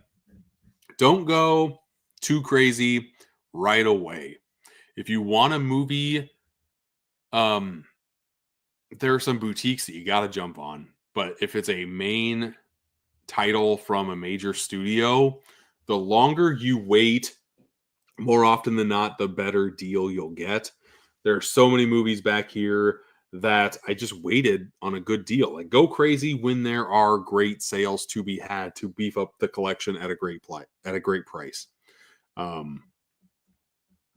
guess that's the best. Or hit up your pawn shops, hit up your Goodwills, thrift stores, all that type of stuff. You can find some very, very good deals in there. Like, you were talking $2-3 Blu-rays. It's great. You couldn't get into Christmas Bloody Christmas. The characters were so annoying. I get that. Jonah Ray. He's either a give or take type of person. I don't mind Jonah Ray, but I can see him getting underneath people's skin. It kind of made sense for me. For people that were getting murdered, I wouldn't like that much, and I would like to see them get murdered. It's just part of the fun of slashers for me. Congrats on 10K. Thanks, Movie Hunter, man. Good evening to everyone in the chat. Yeah, 10K is still crazy to say that I hit this year. Very happy that I did, and I don't plan on stopping doing YouTube anytime soon. So it's just one check mark down and on to the next one type thing. But speaking of on to the next one, let's go on to the next 5 movies here. This is 31 through 35. Hey, we got a couple of big heavy hitters here, huh? But first, let's get to Pee-wee's Playhouse Christmas Special. I have this on VHS. It's one of my favorite VHSs I own because the artwork on it is phenomenal. This movie, just like with Pee-wee's, it's not a movie, it's a special. It's like, what? How long is this? Does it say anywhere? 49 minutes long. It's like a double episode of the show, an hour-long Christmas special, if you will. Pee-wee's Playhouse always just seems like a fever dream whenever you watch it. It's just like, this is not real life, and I love it. It's like you're on a trip of some sort. This is on Amazon Prime for free, Prime Video. I do recommend giving this one a shot if you like Pee-wee's Playhouse. Ever want to see Magic Johnson, Whoopi Goldberg, Charo, Opera, Cher? I don't think that's supposed to be Opera. Cher and other celebrities. Oprah. That's supposed to be Oprah. Oprah, Cher, and other celebrities interact in Pee-wee's Playhouse. Well, I thought that sounded like a great time to waste 45 minutes while drinking whiskey. Also, my 5-year-old liked it a lot, so now I think I'll show her some more of the show. And I did. And there was a glorious 6 weeks of my life where I was watching Pee-wee's Playhouse with my youngest daughter, and it was great. Maybe I should try doing that again. I like Pee-wee's Playhouse. Pee-wee's, I could watch a lot of Pee-wee's Playhouse all the time. Did anybody else watch this that I know? None of my friends have watched this yet. I would recommend it. The segment with Magic Johnson is hilarious. It's just like them obviously on a green screen skiing and like having random crap happen, whether it be like them rolling into a snowball. It's so stupid. It reminds me of like Nick Arcade level graphics, if you ever watched that show as a kid, where everyone is just on a green screen trying to react to what's going on. It's so chef's kiss. It's so good. I love Pee-wee. Man. It's so good. This is what I was talking about previously, with some streaming content probably being remembered. You have to tag it to an IP that's remembered. The Guardians of the Galaxy Holiday Special I thought was a pretty fun time. I just got done filming a new release roundup where I talked about some of the round 3 of Disney Plus content. I hope that this gets put on 4K so I can put it in my collection, in my Christmas collection, because I know it's on Disney Plus, but I would love to have it physically somewhere. I'm afraid that because it's only 45 minutes long, they might not give it like the Steelbook treatment like they're doing for all the other ones, and it might just sit on Disney Plus. But I would have taken this over Hawkeye. I like Hawkeye. I should have added Hawkeye to this list. Hawkeye should have been on the list. It will be on a list once this live stream is done. The perfect present is a galaxy away. Yeah, I like Guardians of the Galaxy. I think it's a total blast of a franchise. Even though 2 is the worst, I still have fun with it. And here's my rating for the holiday special. So this was fine. Felt a little weird having Guardians of the Galaxy characters have a journey where they did, especially without the person that would get the most out of visiting this planet. And this entire special doesn't really do much for character building or world building, but squeezing out any minuscule Guardians will always be all right in my book. 3.5 out of 5. P.S. Seeing teenage Groot look like a linebacker with a buzz cut had me cracking up anytime he popped up. I might even give this a rewatch this year. I feel like, how long has it been? 2 years? It's been 2 years since this came out, and I have a hankering to watch it. Who is Kevin Bacon is the guy that they are trying to go after, correct? He's the guy in the snow globe right there. Yeah, I think I will watch this year for sure. We have the Illumination Grinch. I like this version of the Grinch. I like it obviously more than the Jim Carrey version of the Grinch. I think this is the best Dr. Seuss interpretation that Illumination has ever done.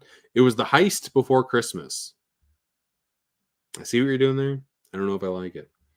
Parker gave it a 2. We got Master Chaos giving it a 4. I'm in the middle of them at a 3.5. Whenever I heard that Illumination Studios is coming out with a new movie, I never really get too excited. They don't take a lot of risks in their films, and the majority only reach mediocre status. The Grinch does a little better for itself to stand out, even if the movie's existence is not needed. Benedict Cumberbatch does a safe job portraying the Grinch. Honestly, the role could have been done by anybody, and I would have said that it didn't blow me away. When it comes down to it, no interpretation of How the Grinch Stole Christmas is going to be anywhere near as good as the cartoon that came out in 1966. The Jim Carrey version was super bloated, and having that world in live action never really felt right. This 2018 version is also stuffed with subplots that are unneeded. I will say that the ending is why I'm giving it a better than average review. It takes a swerve from the original and actually takes the plot one step further and works way better than the film before it really deserves. So like the first 2/3 of this film. Does the Grinch twerk? Yes. Does the soundtrack make new renditions of old classic songs? Yes. Do half of these jokes fall flat on their face? Yes. The last 20 minutes are really great, and I can see this becoming a new standby in my household during the holidays. It hasn't. 3.5 out of 5. But I also would not mind rethrowing this one on at some point. A new movie. And yes, of course it's a Christmas movie. We have Art the Clown. We've got Terrifier 3. I've got my popcorn bucket right here. I did not get the actual Art the Clown popcorn bucket because I was not going to pay $40 for a popcorn bucket. Come on, people. So I went with a cheaper one. Looks like Jeff gave it a 3.5 out of 5. It looks like Ken gave it a 3.5 out of 5. I also gave it a 3.5 out of 5. Here we go. The third installment does a great job blending the tones of the first film's grindhouse brutality with the second's lore/gore showcase. Also, all the complaints I had on Terrifier 2's inability of visiting an editing room are out the window here. And it turns out that Damien Leone can, in fact, craft up a pretty well-told narrative without needing to drag scenes out. 3.5 out of 5. P.S. I'm very happy to add this movie to my holiday horror collection, and I have. And yes, I cannot wait to rewatch this sucker when I finally get the Blu-ray or 4K. 4K. I'm getting the 4K from Umbrella Entertainment. Hopefully this month. Probably January, more realistically. But yeah, I'm excited to rewatch this one next year. Had a fun time seeing Terrifier 3 in the theaters. It's crazy that Terrifier 3 has made almost $100 million at the box office. It's getting re-released already for Christmas Eve and Christmas Day. It might creep into the $100 million club. And for this movie, it's absolutely crazy. For this franchise, I love to see it. I absolutely love to see it. Something else that I love that nobody talks about. StoryBots. A StoryBot Christmas. When my girls were young, this helped me out a lot. Bluey is in the same boat as StoryBots. StoryBots probably is a little bit more educational than Bluey. Still love Bluey. I feel like more people need to talk StoryBots because it's so good. This show is great. 4 both kids and adults. The way that they blend multiple animation styles and puppetry and live action elements makes this world really stand out. Oh, and Ed Asner reprises his role as Santa from Elf. So I'm crossing my fingers for a StoryBots Buddy the Elf crossover. That also hasn't happened. 3.5 out of 5. R.I.P. Ed Asner. But this is another Netflix, just stuck on Netflix short. This isn't long, I don't think. Yeah, 25 minutes. If you have kids, highly recommend you throw this on for them this holiday season. It's a lot better than a lot of other random crap you can throw on for them. Let's see here. Deals are always great this year. I had 2 buy 3, get 3 free sales at my local place you get your physical media from. Yes. Like Black Friday is a wonderful time to go physical media shopping. At least it was. It's not as great now when there's not a lot of retail places to grab great deals, but you can still find them online. Yeah, it's always great to wait for a sale for sure. We've been streaming for an hour and a half, folks, and we are finally getting into the top 30.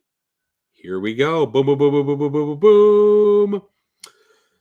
Okay, I did put Hawkeye on here. Good, I did put Hawkeye on here, and I liked Hawkeye more than I did Guardians of the Galaxy Holiday Special. Suck it.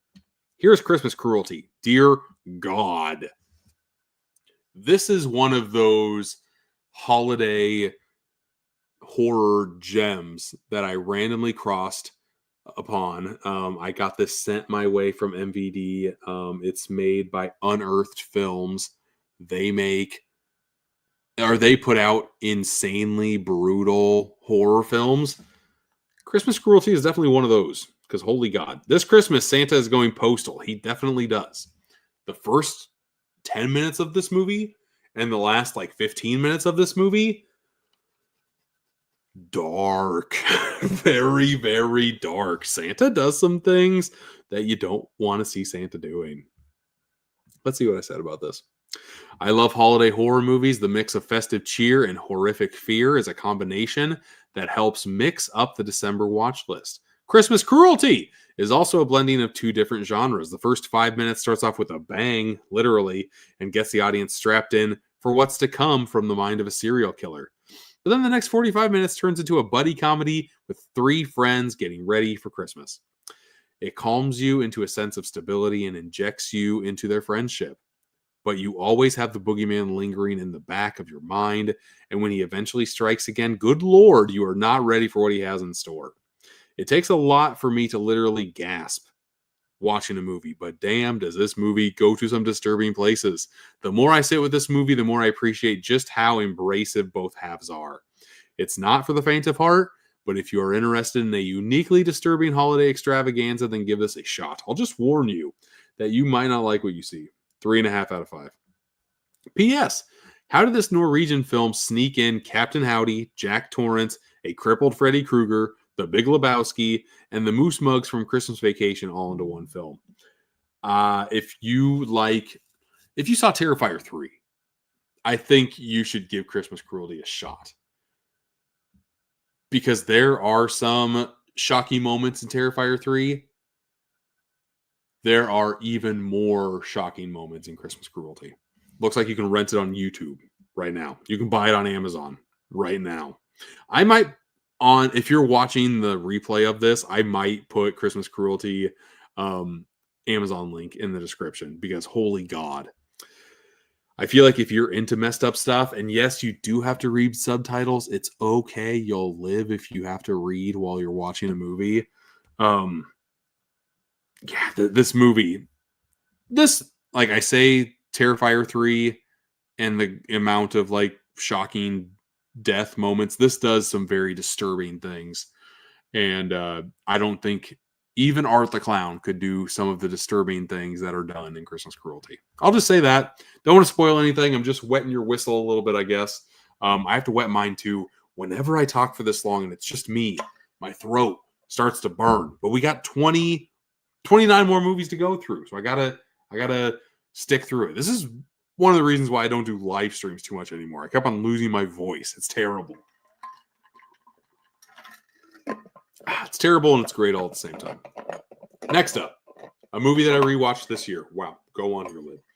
Kiss Kiss, Bang Bang, Shane Black.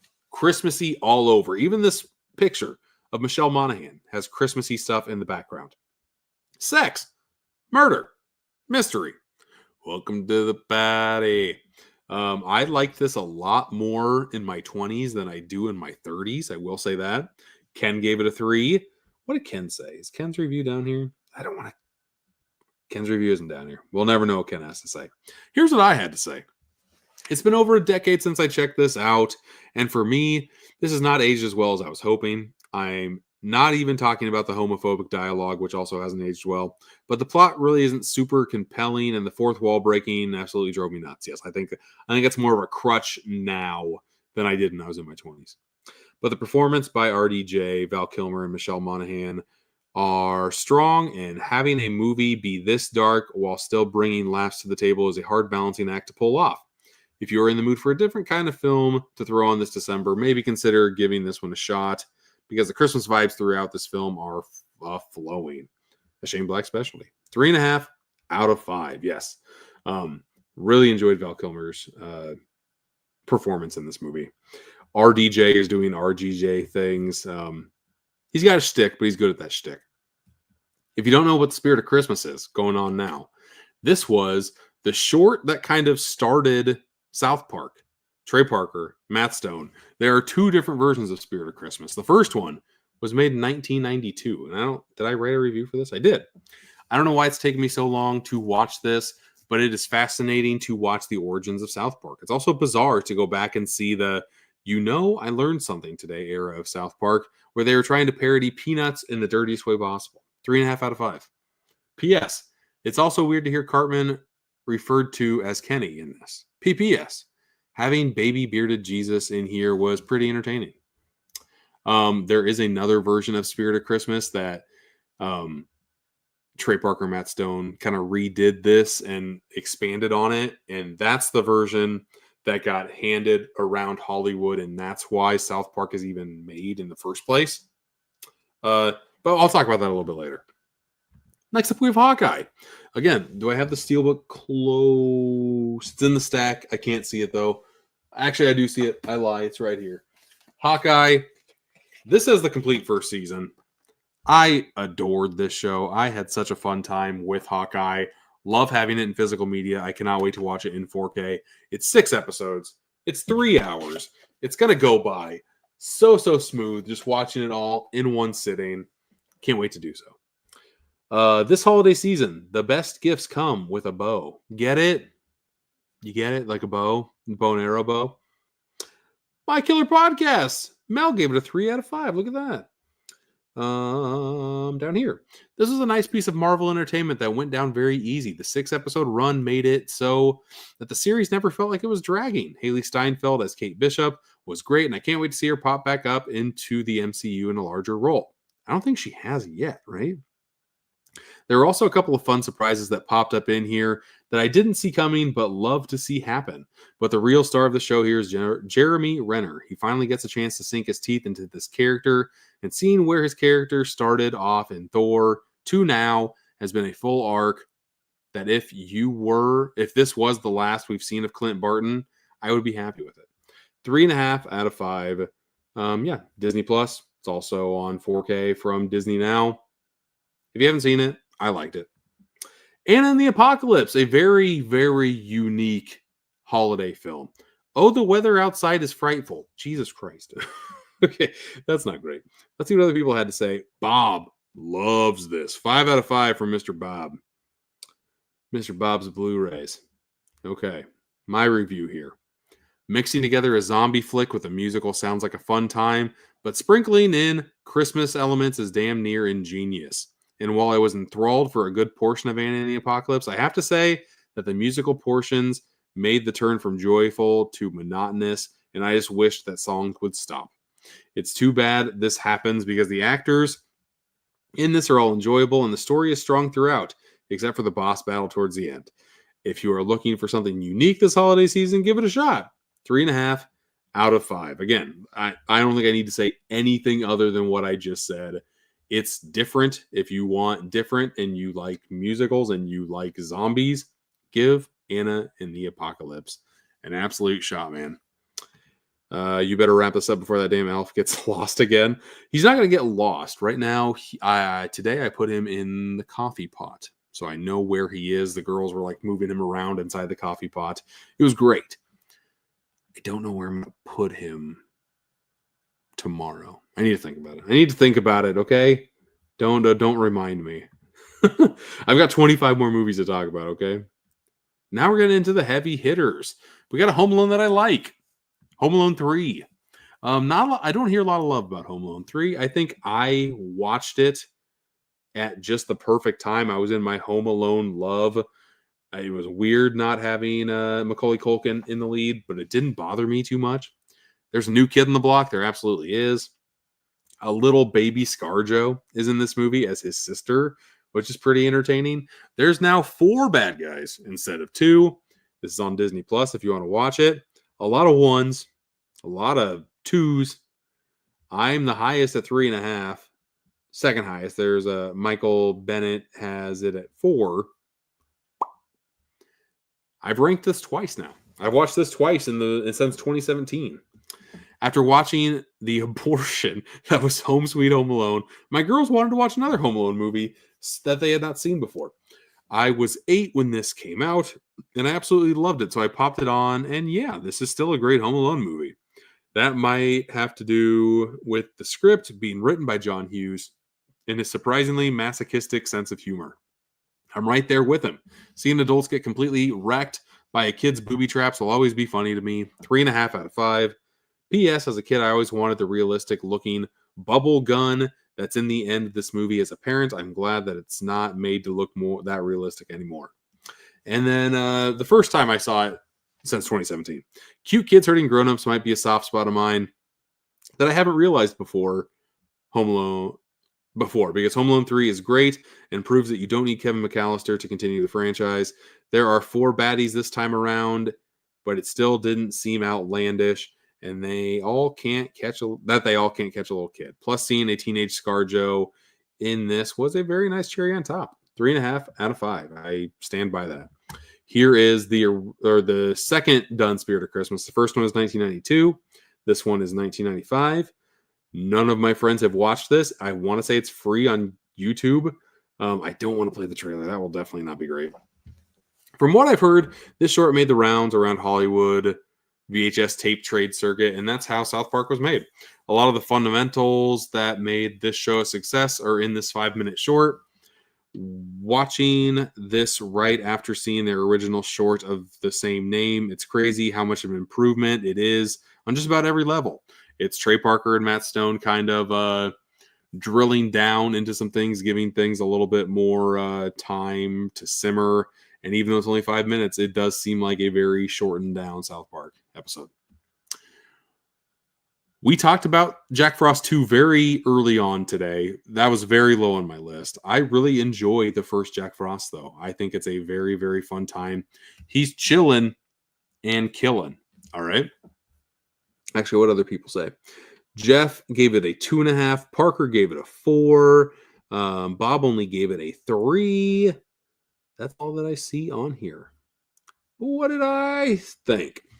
Now this is my type of B movie. One that takes a ridiculous concept and decided to run perfectly. Wow.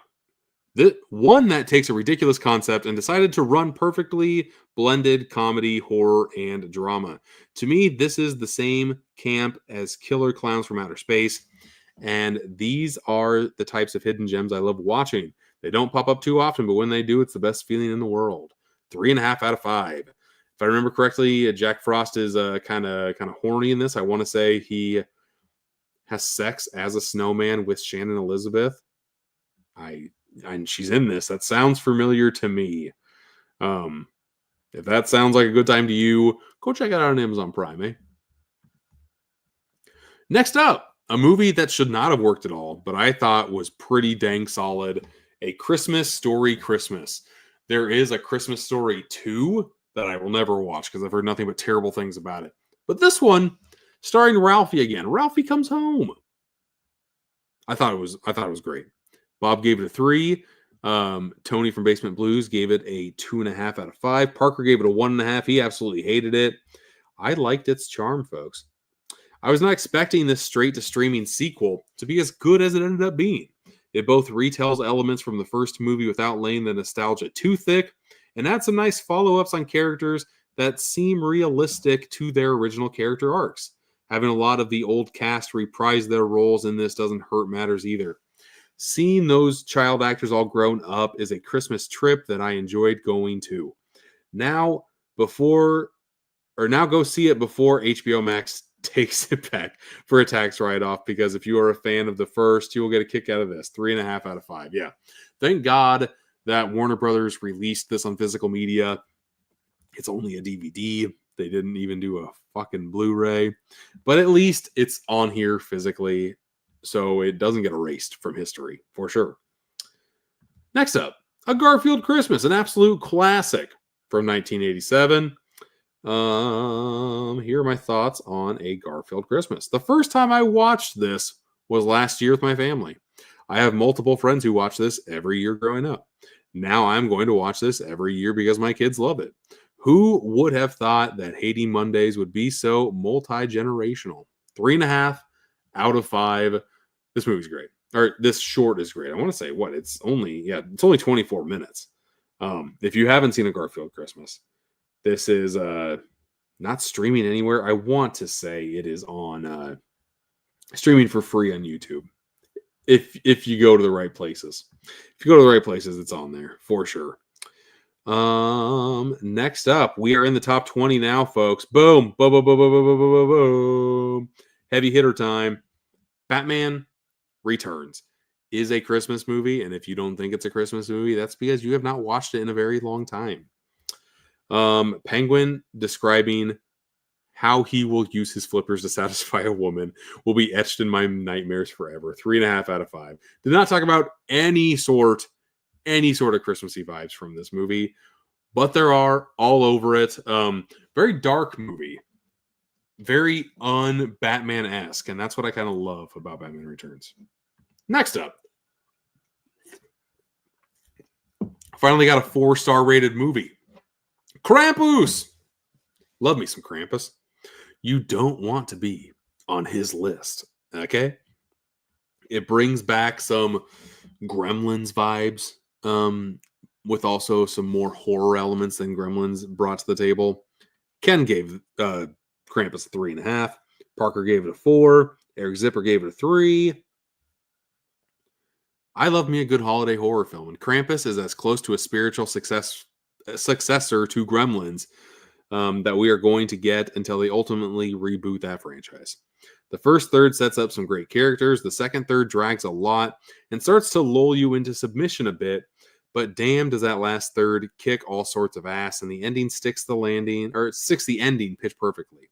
But the cherry on top, and what gives it a half-star bump for me, are the amazing practical effects that absolutely pop off the screen. Oh, and the 4K transfer from the Scream Factory release wowed me with how crispy it looked.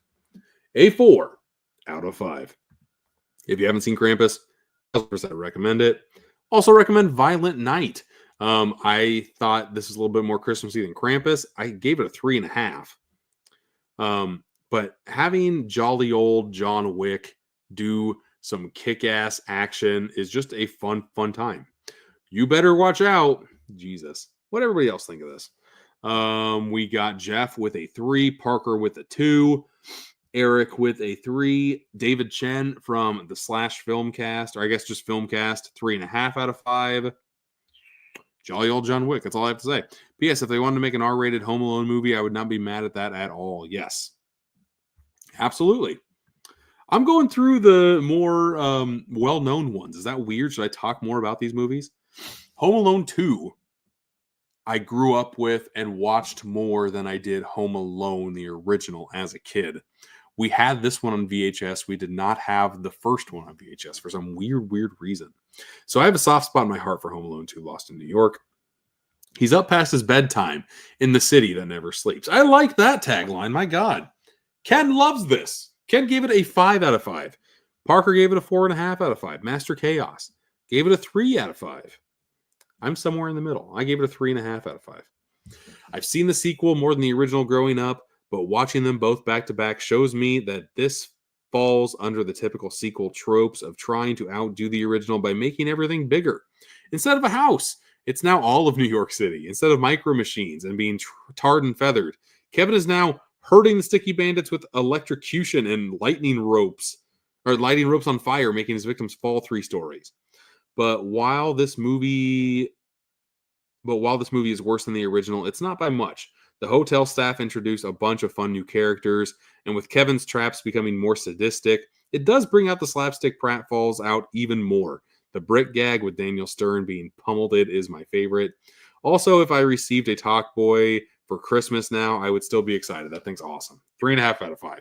That's one toy I wanted so bad as a kid, was a Talk Boy, just because Kevin McAllister made that thing look like $1 million. It's just a tape recorder that you can record yourself and have like a high-pitched voice or a fast-pitched voice, slow-pitched voice. That's all it was. But as a kid, that's all I needed. And I never got it. Above Home Alone 2, Lost in New York, we have Phineas and Ferb, Christmas Vacation. One thing I have to say about Phineas and Ferb, every part of... There's a Christmas Vacation. There's a new movie that came out last year.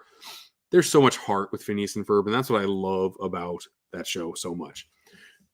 This was my first experience with Phineas and Ferb, but my girls are in love with the show, so I decided to give this Christmas special a watch with them. If the whole series is as good as this special, it looks like I will have to watch this more often with them. The humor is strong and consistent, with my favorite part being carolers singing, "Now bring us some figgy pudding. We won't go home until we get some," on repeat until they slowly creep into someone's house. The show was good. I did watch some of the show with my girls. Love me some Phineas and Ferb. Not on Bluey level, not on StoryBots level, but Phineas and Ferb, if you're looking for a good Christmas special, pop it on. Does not show it streaming on Disney Plus, so that's kind of not a good thing. Top 15 now, folks. Boom, boom, boom, boom, boom. Getting into the good stuff. Just watched Gremlins for the first time, in 20 years. My daughter is finally getting into the age to where I can show her PG-13-esque movies. Gremlins definitely fits that bill. She likes practical effects too. Makes me very, very happy. Ken gave Gremlins a 4.5 out of 5. That's really the only one on here that YouTubers might be interested in. Was this the movie that made me fall in love with practical effects? It just might have been, because, man, this film is full of them. But the final de-evolution of Stripe is something spectacular. 4 out of 5. P.S. I was watching this with my 9-year-old, and the No Santa scene with Phoebe Cates came on, where she was 9 and killed a Santa lookalike. I think I distracted her into not fully paying attention to that scene, but dang, talk about ruining someone's Christmas spirit. Thanks, Gremlins. And yeah, she has not said anything about that, but I totally forgot about the whole figuring out Santa isn't real Phoebe Cates speech towards the end. I'm like, talk about being very unnecessary. My daughter is also 9, so that would have crushed her. When that scene popped up, I always watch things with subtitles, because ever since I had kids, I got used to watching movies on a lower volume. And now, even though it's turned up, I still have them on because it's just easier to follow, and you pick up on some things that you wouldn't with like descriptors from the words. As soon as I started reading and I knew what was going to pop up, my daughter couldn't read as fast, so I just like got her attention and talked to her for like 15-20 seconds, and I don't think she caught what was said. But I guess we'll find out. Talk about a classic. Pluto's Christmas Tree. We got Chip. We got Dale. We got Pluto. We got Mickey. Pluto and Mickey bring home a special Christmas tree. Mickey chops down a Christmas tree. Inside the Christmas tree is Chip and Dale. Hijinks ensue.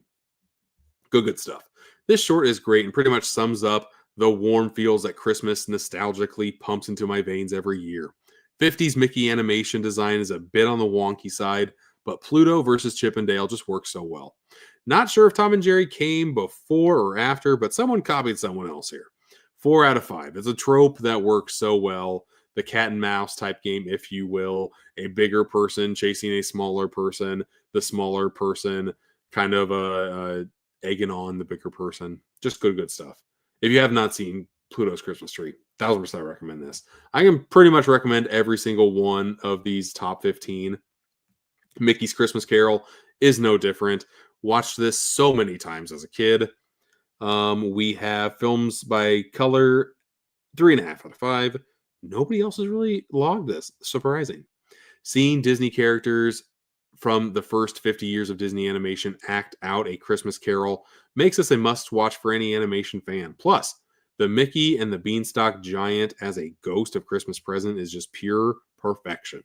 A 4 out of 5. This is not my highest rated holiday horror movie, but god dang is this movie a lot of fun. Silent Night, Deadly Night, the original. Ken only gave it a 3. That's kind of shocking. Tony only gave it a 2.5. Bob only gave it a 3. I'm the highest out of that gang, out of the mid-levolution gang. That's kind of crazy.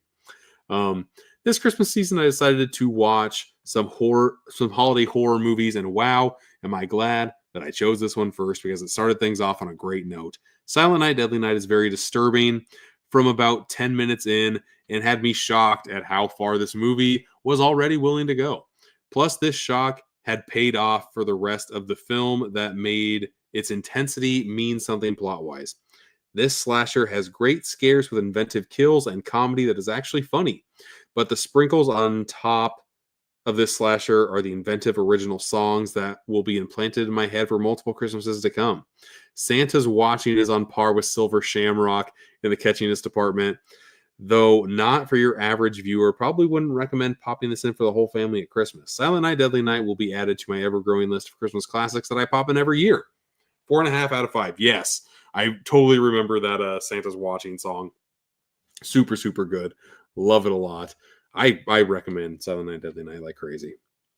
Number 11 did not crack the top 10. This is some people's favorite Christmas movie of all time. Home Alone. It's solid. It's 4 out of 5. Ken loves it. 5 out of 5. Master Chaos loves it. 5 out of 5. David Chen loves it. 5 out of 5. Am I a little bit too picky on Home Alone? I don't think so. I've seen this so many times growing up, but this is the first time I've watched it while in my 30s, and certain things now suddenly stick out. For example, the bearded neighbor talking to Kevin in the church is so awkward and unrealistic that it pulls me out of the movie a bit. Also never realized what idiots the Wet Bandits were until this watch. As a kid, I just saw two adults getting outsmarted by a person my age, but now I just can't get over how dumb these two are. Also, why would Kevin set up a fan with feathers to stick to the bandits? How does this slow them down in the slightest? But all nitpicking aside, Home Alone is filled with slapstick shenanigans and heartwarming holiday segments that will be enjoyed by me for decades to come. Maybe when I'm the age of the bearded neighbor, I might connect with his point of view more. A 4 out of 5. I do have a hankering to watch Home Alone this year. My youngest doesn't want to watch Home Alone because she's like, I don't want to be home alone. Like, she's nervous like something like this might actually happen in her life. So it's probably going to take another year at least to watch this movie again. But I'm very, very excited to do so. Nonetheless. Okay, top 10 time. Let's creep in. Couple of surprises here, maybe? Who knows? Duck the Halls. I love the new animation style. I guess not even new now. It's almost a decade old already. But Disney came out with a great animation style for Mickey Mouse. Makes it more like Ren and Stimpy-ish than anything else that Disney has ever really put out. Highly recommend you watching this Disney, even over Disney's Christmas Carol. Such a simple yet brilliant concept for a cartoon. Donald always migrates south for the winter, but wants to experience Christmas. So for 1 year, he decides to stay. I love everything about this, and this style of Mickey Mouse reminds me of Ren and Stimpy light. It's great for kids and adults alike, and I couldn't recommend it enough. Yes, please watch this. Please watch Duck the Halls. I feel like even if you don't have kids, you will find some humor to be had with this, and this is a great introduction point to this cartoon. Duck the Halls. Better Watch Out. Yes, I liked Better Watch Out more than I did Home Alone. It's kind of the same concept as Home Alone. You might be home, but you're not alone. See, it's even calling it out here. And there are some spoilery bits that I don't want to ruin. I'm hoping that my rating doesn't do that. I will double check. Ken only gave us a 3. Man, I really enjoyed this movie. Absolutely love this movie and don't want to spoil anything here. Good. Way to go past Jake. What I will say is that this is a fun, twisted roller coaster of a film. Had no idea about this going in, and now this will definitely be in my heavy holiday rotation. We'll see if the surprises will pack as much punch on a rewatch. But yeah, if you are into some mildly twisted comedy and horror, then give us a shot. 4.5 out of 5. I like this movie quite a bit. And if you want a little bit more sadistic version of Home Alone, I would give Better Watch Out a shot for sure. I don't understand the hate for Elf these days. What is wrong with you people? Elf is every year viewing for me and my family. Ken's right there with me. 4.5 out of 5. DJ hates it. Come on, Films by Color. Why do you hate this? I don't understand the hate for Elf. What is there to hate about Elf? Besides the unneeded love story that has never worked for me and is a little bit on the creepy side, Baby It's Cold Outside really doesn't help matters here either when they're singing it. And the music spreads Christmas spirit, and the music spreads Christmas cheer aspect of the movie at the end. Everything else is just about perfect. Will Ferrell is great on SNL, but here is where he turned into a comedic icon for me. Family comedies can go so wrong so quickly, and Elf never drags. A 4.5 out of 5. Yeah, this is one piece of holiday content that I do watch every year with the kids. My kids love it. My wife loves it. Family tradition, and it always will be. I'm hoping that this becomes more of a tradition for me as well. The Holdovers. I fell in love with the Holdovers last year. I'm dying to have it in my collection. If I remember correctly, this only came out with a Blu-ray release. It doesn't have a 4K yet. This is screaming for like a Shout Selects Kino Lorber 4K release. So bad. We have Haunting Season, gave it a 5 out of 5. Parker gave it a 5 out of 5. Matt McCarthy gave it a 4.5 out of 5. This movie's so good if you haven't seen it. Oh my God.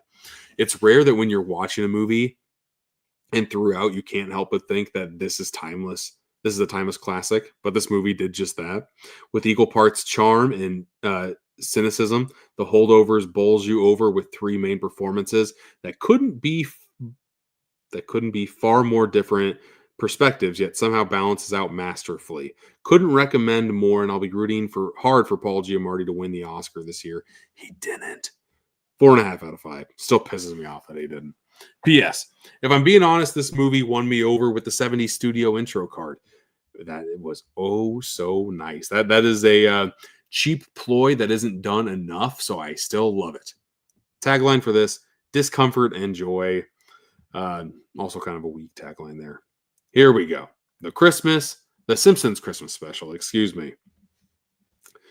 Such a heartwarming special that holds up so well, even if the animation is so damn crude.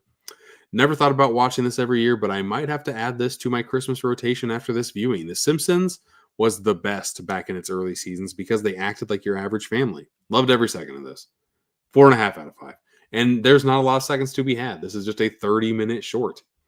I want to say I have this on VHS as well. And yeah, very, very good stuff. But here we go, folks. We are going to crack in to the top 5. The last 5 movies here.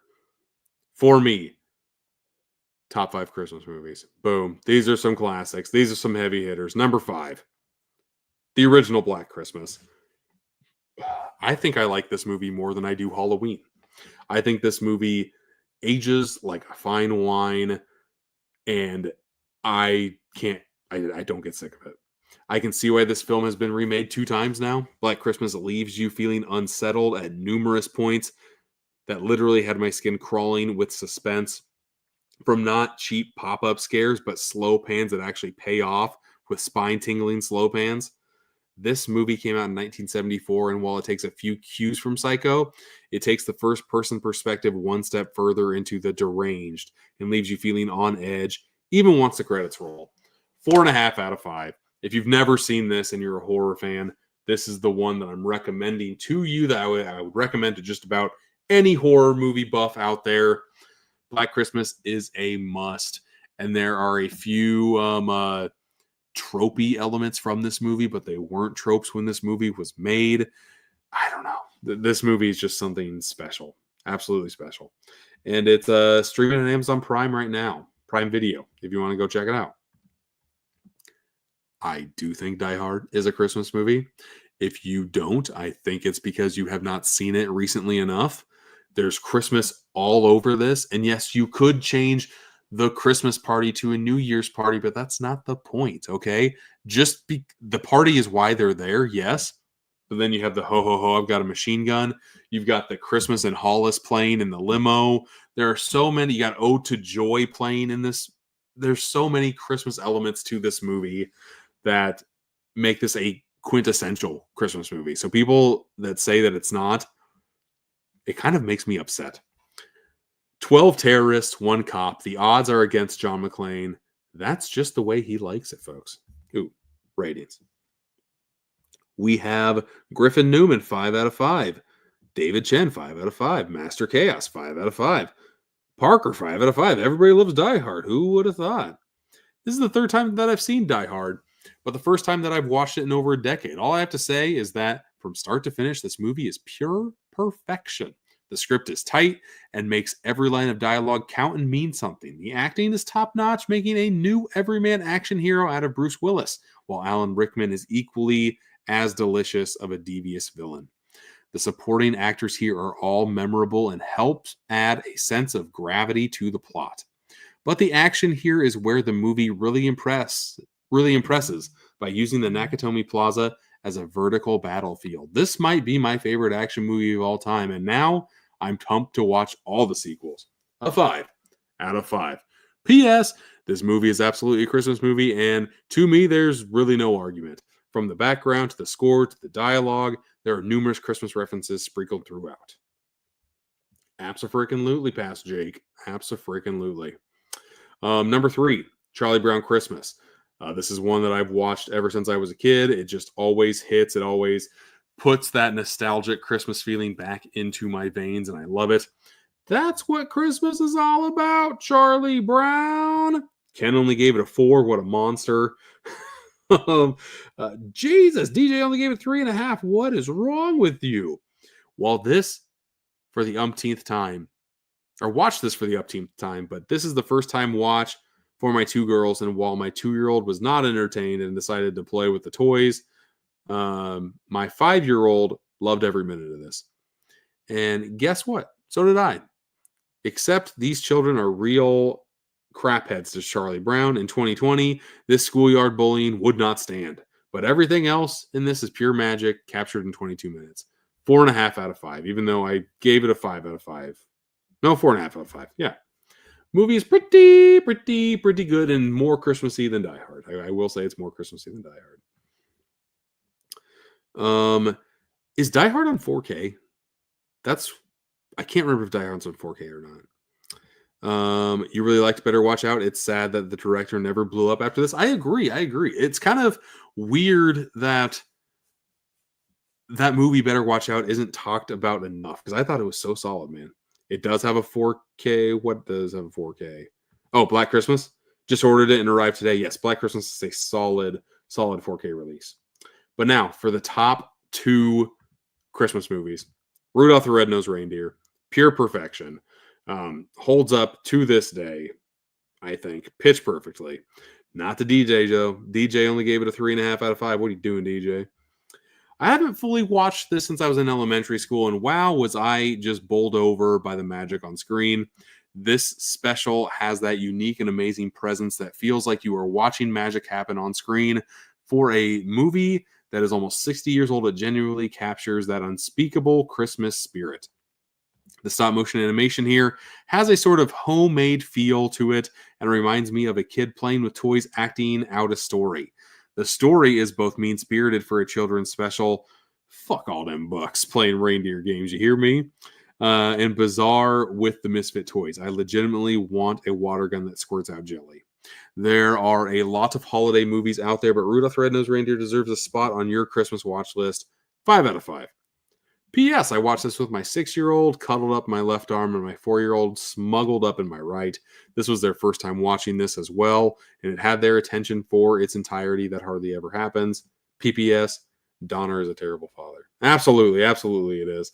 I don't know what else to say about Rudolph. If you don't like it, I don't know what there is to say. It's a classic. I've seen it ever since I was a kid. Nostalgia flowing through my veins.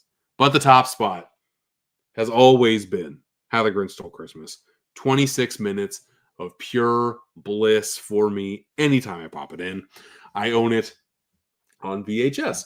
I own it on DVD. Excuse me. I own it on Blu-ray, and the 4K just came out. Don't own it yet.